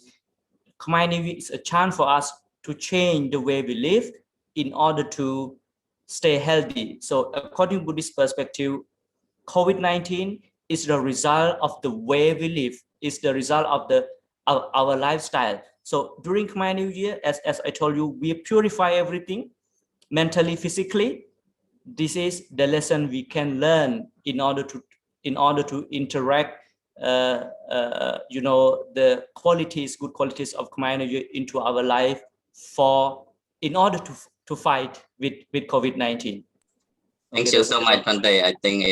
time is up, and I'm sorry for Sister Jenny also busy with her child, so we would end up our discussion right now. And I'm sorry for taking much of this time. Of course, we have a lot of questions to ask, but we don't have any more time. So thank you so much for all honorable monks for allowing us this opportunity to engage with the dialogue, so that we can share with our younger generation to get better understanding about what Khmer New Year is, how they celebrate it, and what the benefit and moral lesson that we can learn from the Khmer New Year. And finally, I would like to accumulate merit done through this Dhamma Dana, the gift of Dhamma to everybody. May all beings be liberated from physical suffering and mental suffering. Happy Khmer New Year to the world. Thank you. ចឹងសូមប្រគេនទូនាទីដល់បងគ្រូដែលជាមជ្ឈន្តិកមជ្ឈន្តិកបន្តមជ្ឈន្តិកបន្តទៀតសម្រាប់គ្នាគណៈអរគុណច្រើនគណៈគុណចាស់មនីពតតោហើយក៏សូមថ្លែងអំណរព្រគុណគុណចាស់កាសបៈគណៈមកពីព្រះជាណាចក្រកម្ពុជាហើយសូមអរគុណJenny Chim ណាអរគុណច្រើនណាបានឆ្លៀតឱកាសដ៏មមាញឹកហើយចូលរួមក្នុងការចែករំលែកបទពិសោធន៍ជាភាសាអង់គ្លេសណាដល់ប្រជាជនខ្មែរយើងដែលរស់នៅសហរដ្ឋអាមេរិកមួយចំនួនដែលគាត់ស្ដាប់ភាសាខ្មែរអត់បានណាសូមអរគុណច្រើនមែនតើហើយក៏បានជួយផ្សព្វផ្សាយពីវប្បធម៌ប្រពៃណីជាតិខ្មែរយើងដល់ជនជាតិបរទេសដទៃទៀតនៅជុំវិញពិភពលោកឲ្យបានដឹងនឹងដែរណាសូមអរគុណច្រើនគុណចាស់ណាកម្មវិធីបន្តទៅទៀតនេះសូមរតនានិមន្តគុណព្រះបញ្ញាបតិបោកណាសូមរតនានិមន្តតើចូលឆ្នាំណាចូលឆ្នាំប្រពៃណីជាតិយើងនឹងមាន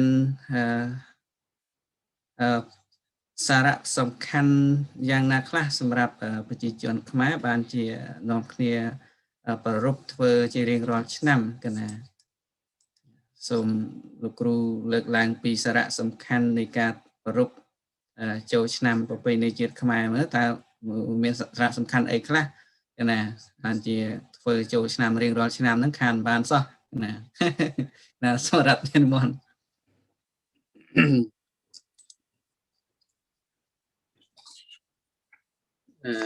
sắp chạm chat là đào thì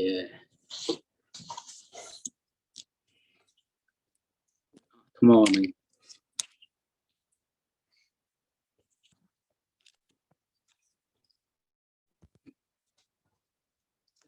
nhụt cái gì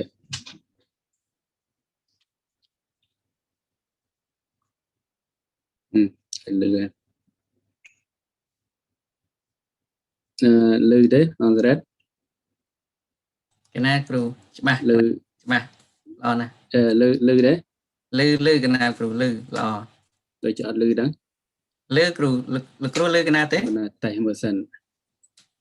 của về error về máy trên mà nhỏ small tới về lên trình ấy tới គេណាលោកគ្រូ clear កណា clear tại mà computer គ្រូអត់មានទូរស័ព្ទបែកណា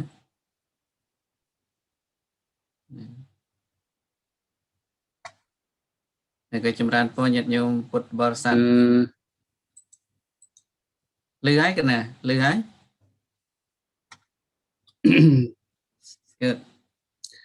ណាជាបឋម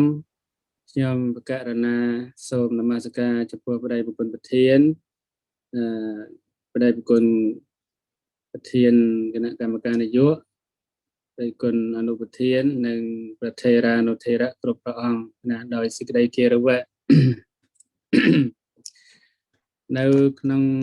ឱកាសចូលឆ្នាំថ្មីប្រពៃណីជាតិខ្មែរយើងនេះខ្ញុំករណាបានតាមដានស្ដាប់តាំងពីថ្ងៃទី1ថ្ងៃទី2រហូតដល់ថ្ងៃនេះឃើញថាប្រកាសណាគ្រប់ព្រះអង្គទាំងបដិប្រគុណប្រធាននិងប្រធេរានុធេរៈគ្រប់ព្រះអង្គបានចូលមកនៅក្នុងកម្មវិធីផ្សព្វផ្សាយរបស់ពុទ្ធិកសមាគមព្រះសង្ឃខ្មែរសហរដ្ឋអាមេរិក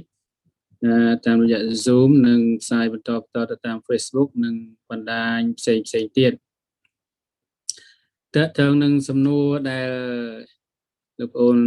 សរិទ្ធបានសួរខ្ញុំក៏មិនចឹងបានដាច់អីដែរអត់អីជា error ហ្នឹងគណៈឃើញអីផង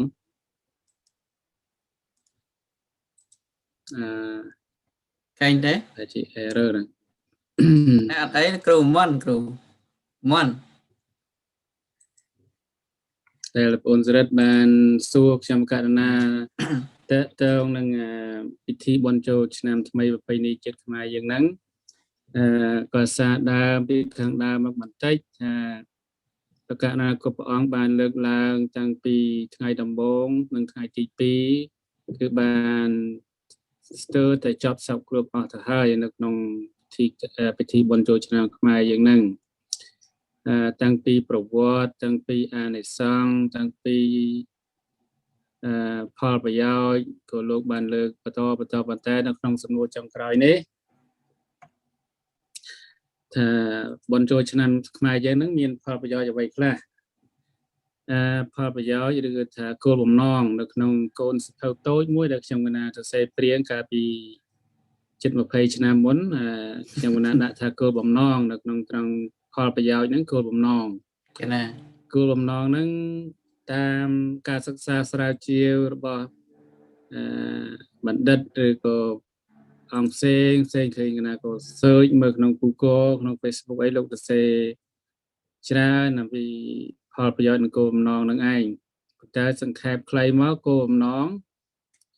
បុណ្យចូលឆ្នាំគឺគោលបំណងទី1គឺប្រពៃណីនិងគោលបំណងទី1គឺរក្សាប្រពៃណីហើយគោលបំណងទី2គឺបុណ្យកុសលតែនៅក្នុងហ្នឹងយើងបែងចែកជាលំដាប់លំដោយទៅដើម្បីឲ្យអ្នកសិក្សាស្រាវជ្រាវហ្នឹងងាយយល់ងាយចងចាំនៅក្នុង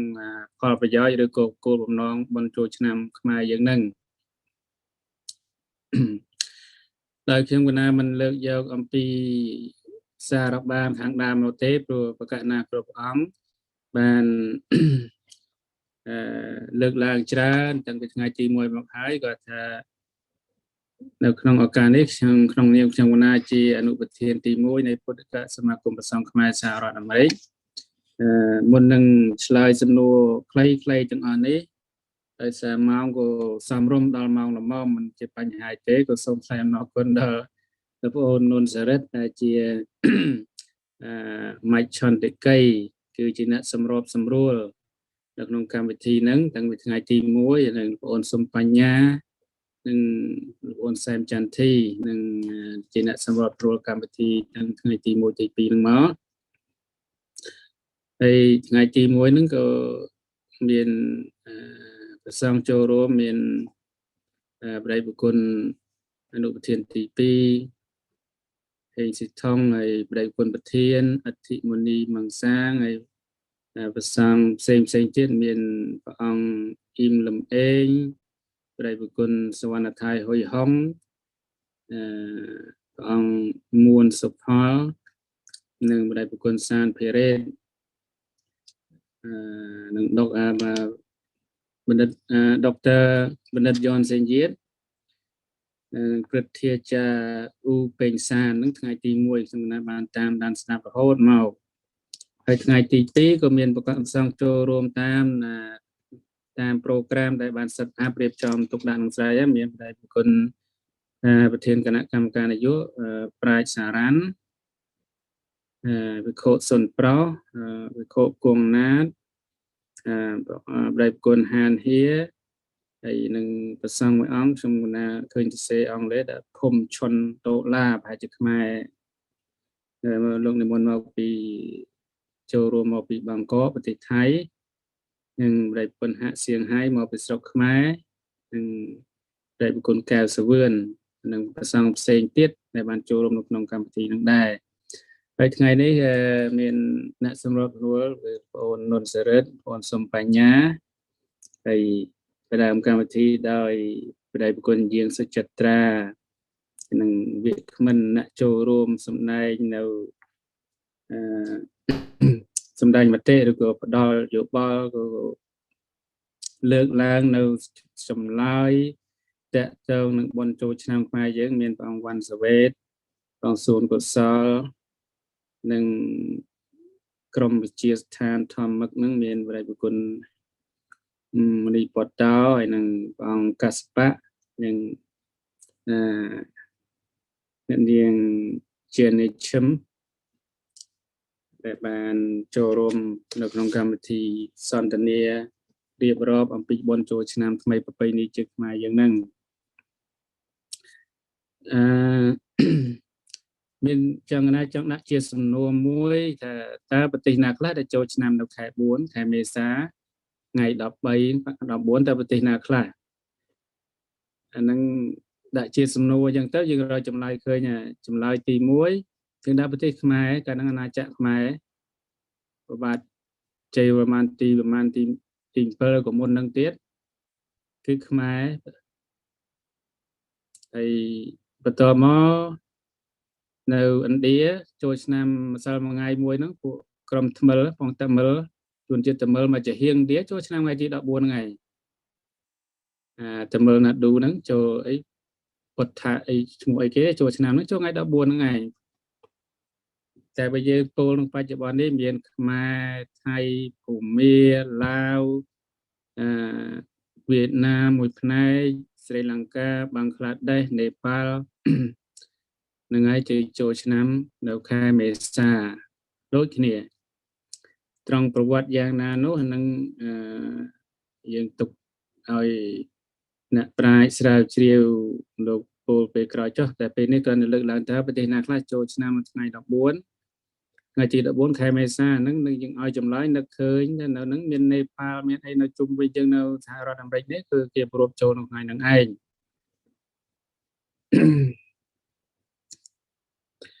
និយាយពីផលប្រយោជន៍ឬក៏គោលបំណងនៃបុណ្យចូលឆ្នាំខ្មែរគឺទី1គឺយើងអបអរសាទរទទួលស្វាគមន៍ទេពធីតាឆ្នាំថ្មី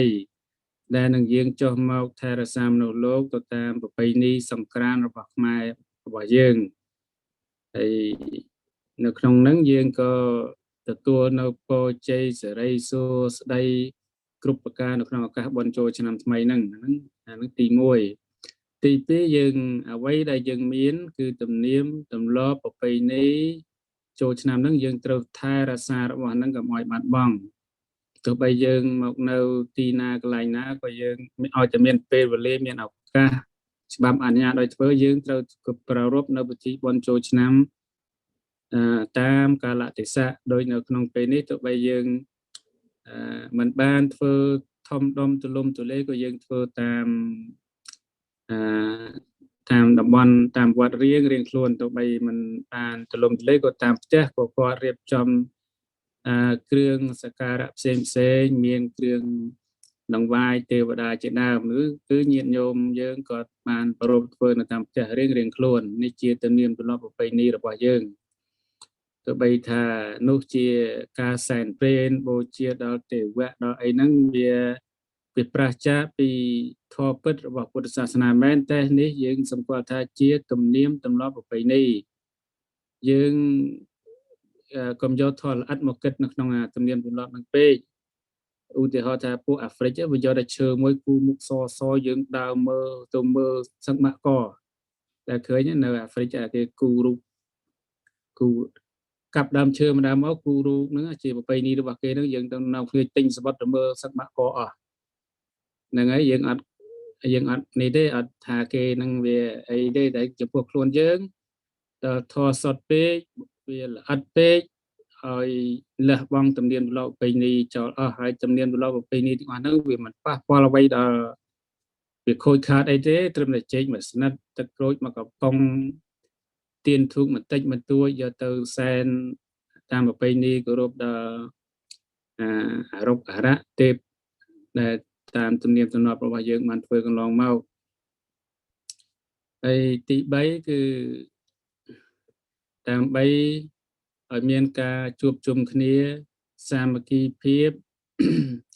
រវាងគ្នានឹងគ្នារវាងពីតំបន់មួយទៅតំបន់មួយពីភូមិមួយទៅភូមិមួយនេះនៅស្រុកយើងតាំងពីបរមរានដូនតាមកគឺមានការជួបជុំគ្នានៅតាមភូមិបន្ទាប់ពីការជួបជុំគ្នានៅវត្តហើយពេលហ្នឹងយើងជួបជុំគ្នាតាមភូមិលេងរបែងរបាំប្រពៃណីរបាំប្រជាប្រិយផ្សេងទៅតាមតំបន់យើងរបាំប្រពៃណីដោយប្រកាសណាគ្រប់អង្គបានលើកយកមកសពគ្រប់អស់ហើយនេះគាត់ថាគោលម៉ោងទី3ដើម្បី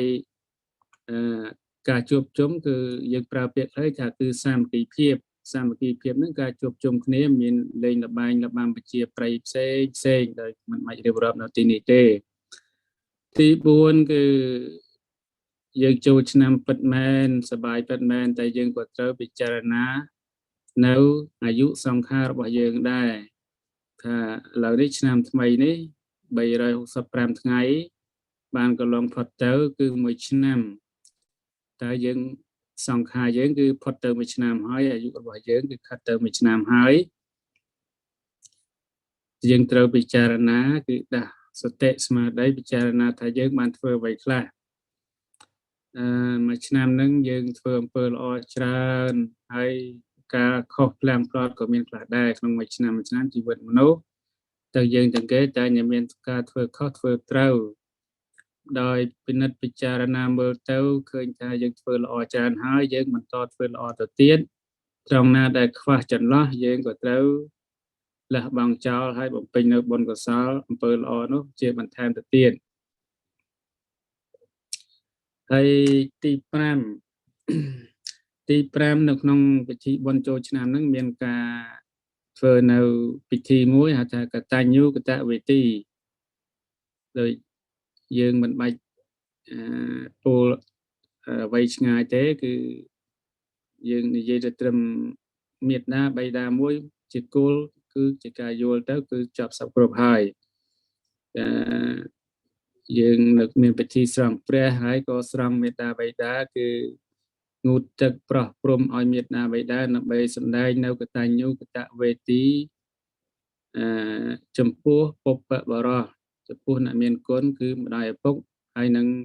អ្នកផ្សេងទៀតដែលយើងគិតថាជាអ្នកមានគុណូបការៈគុណហើយយើងក៏ធ្វើពិធី កម្មតាមបែបសាសនាឬតាមបែបប្រពៃណីតាមបែបសាសនា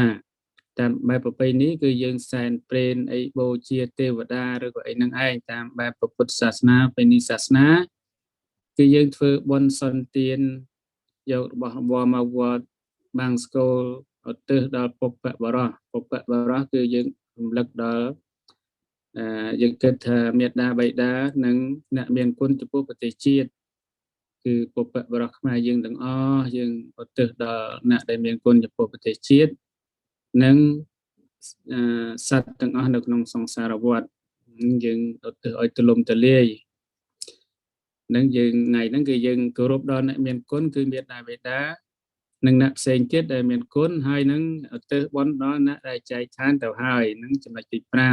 5ចំណុចទី6យើងបុណ្យនឹងជាទំនៀមទម្លាប់ប្រពៃណីខ្មែរផងប្រពៃណីពុទ្ធសាសនាផងបូកចូលគ្នាមកយើងរាល់ថ្ងៃយើងថាបុណ្យប្រពៃណីខ្មែរហ្នឹងគឺទាំងពុទ្ធសាសនាទាំងប្រពៃណីខ្មែរយើងដើម្បីរក្សាឲ្យប្រពៃណីពុទ្ធសាសនាហ្នឹងយើងដល់ចុងក្រោយហ្នឹងយើងថាជាបុណ្យប្រពៃណីរបស់ខ្មែរនិងពុទ្ធសាសនាយើងនិយាយថាពុទ្ធសាសនាហ្នឹងក៏បានដែរព្រោះខ្មែរក៏នៅជាមួយនឹងដែរដើម្បីរក្សាទំនៀមទម្លាប់ហ្នឹងឲ្យគង់វង្សផងនិងលើកស្ទួយពុទ្ធសាសនាយើងហ្នឹងឲ្យគង់វង្សថិតថេរតទៅមុខទៀតផងណាចឹងគណៈរៀបរាប់មកចំណុចខ្លីអំពីអត្ថន័យឬក៏គោលបំណងឬក៏ផលប្រយោជន៍នៃការប្រារព្ធពិធីបុណ្យចូលឆ្នាំថ្មីប្រពៃណីជាតិខ្មែរយើងនេះហើយទោះបីខុសឆ្គងផ្លាំងផ្លាត់ដោយប្រការណាមួយសូមប្រការណាគ្រប់អង្គមេត្តាអធិស្ឋានដែលខ្ញុំគណៈមិនបានព្រៀងអត្ថបទអ្វីទុកដោយ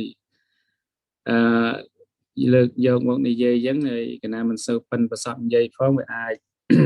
ផ្លាំងផ្លាត់ខ្លះណាសូមអធិស្ឋានហើយនៅក្នុងនេះជានីតិបញ្ចប់នៅក្នុងថ្ងៃនេះផងដែរខ្ញុំគណៈតាំងនាមឲ្យប្រសំគ្រប់អង្គថ្នាក់គ្រប់ជាន់ថ្នាក់នៃពុទ្ធិកសមាគមសង្ឃខ្មែរសូមប្រសិទ្ធពរបវរសួស្តីនៅក្នុងឱកាសឆ្នាំថ្មីនេះគឺប្រទានពរដល់បកណាគ្រប់អង្គនិងជូនពរដល់ញាតិញោមពុទ្ធបរិស័ទទាំងអស់ឲ្យបានភពប្រសពនិងពរ4ប្រការគឺអាយុវណ្ណៈសុខៈពលៈកំបីគ្លៀងគ្លាតឡើយហើយជាកិច្ចបន្តទៅទៀតគឺយើងតែមានការសួរនាំសួរឆ្លើយអីទៀតដែរឬអត់ទេឬក៏ខ្ញុំគណៈធ្វើវិធីបញ្ចប់តែម្ដងគណៈអស់ហើយលោកគ្រូគណៈមានអីសួរទៀតទេសូមខ្ញុំគណៈបើកធនគណៈដូចជាអត់លឺខ្លួនឯងអីទៀតដែរឬអត់ទេឬក៏ណាអត់លឺលោកគ្រូ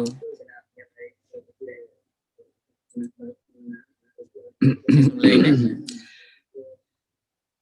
មុននឹងនៅក្នុងកម្មវិធីបញ្ចប់នេះខ្ញុំគណៈសូមឲ្យប្រពន្ធចិត្តសាចន្ទធីចូលទេអត់បានចូលទេលោកគ្រូណា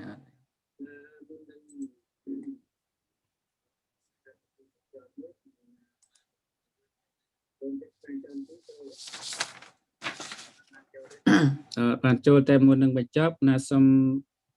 ឲ្យកែតម្រូវឃ្លាបល័យមួយដោយលោកម្ចាស់អង្គណាទេលើកពោលពីខាងដើមព្រះអង្គវ៉ាន់សវេតឬក៏អង្គណាគណៈពេចទៅលោកថាណាមត្ថុរតនតយសៈវន្ទាមិបល័យហ្នឹងមិនត្រឹមត្រូវទេសូមកែតម្រូវបែរសើគ្រូបល័យផងយកបល័យមកថាវាបើយើងថាណាមត្ថុរតនតយសៈត្រឹមប៉ុណ្ណឹងហើយមិនបាច់ថាវន្ទាមិទៀតទេណាប៉ុន្តែបើចង់ប្រើពាក្យវន្ទាមិយើងប្រើថារតនតយសៈវន្ទាមិកុំយកនមត្ថុមកដាក់ព្រោះហ្នឹងវាមានកិរិយាសព្ទ2ហើយនមត្ថុមួយវន្ទាមិមួយកិរិយាសព្ទ2ហើយវាអត់ត្រូវទេហ្នឹងជាទំនៀមយើងលោកទេសនាតាំងពីចំនួន1ទៅចំនួន1ដូច្នេះយើងសូមយើងកែបើតែនៅឃ្លា2គឺនមត្ថុរតនតយសៈឬក៏រតនតយសៈវន្ទាមិនឹងអាចទៅរួចណា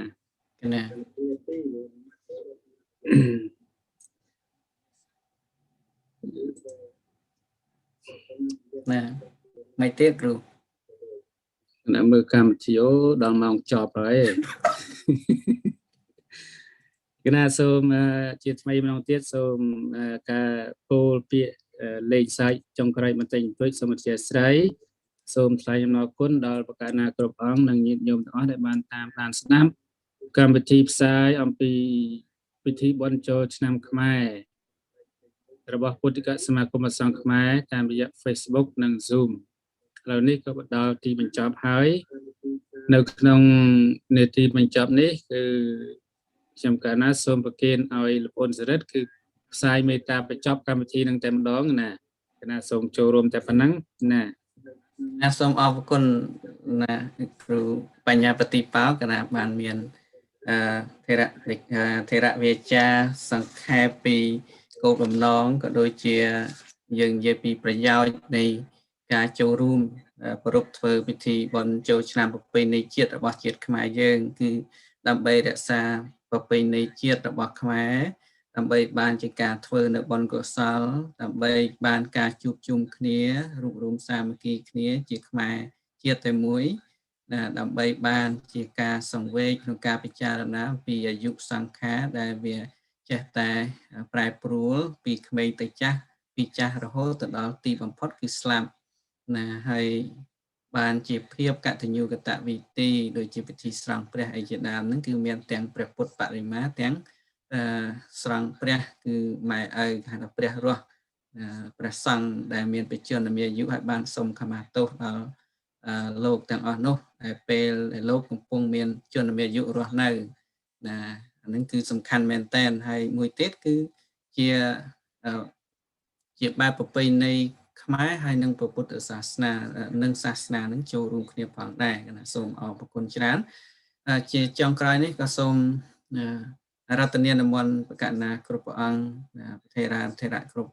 ព្រះអង្គសូមនិមន្តដើម្បីផ្សាយមេត្តាចិត្តដើម្បីបញ្ចប់កម្មវិធីផ្សាយក្នុងថ្ងៃនេះណា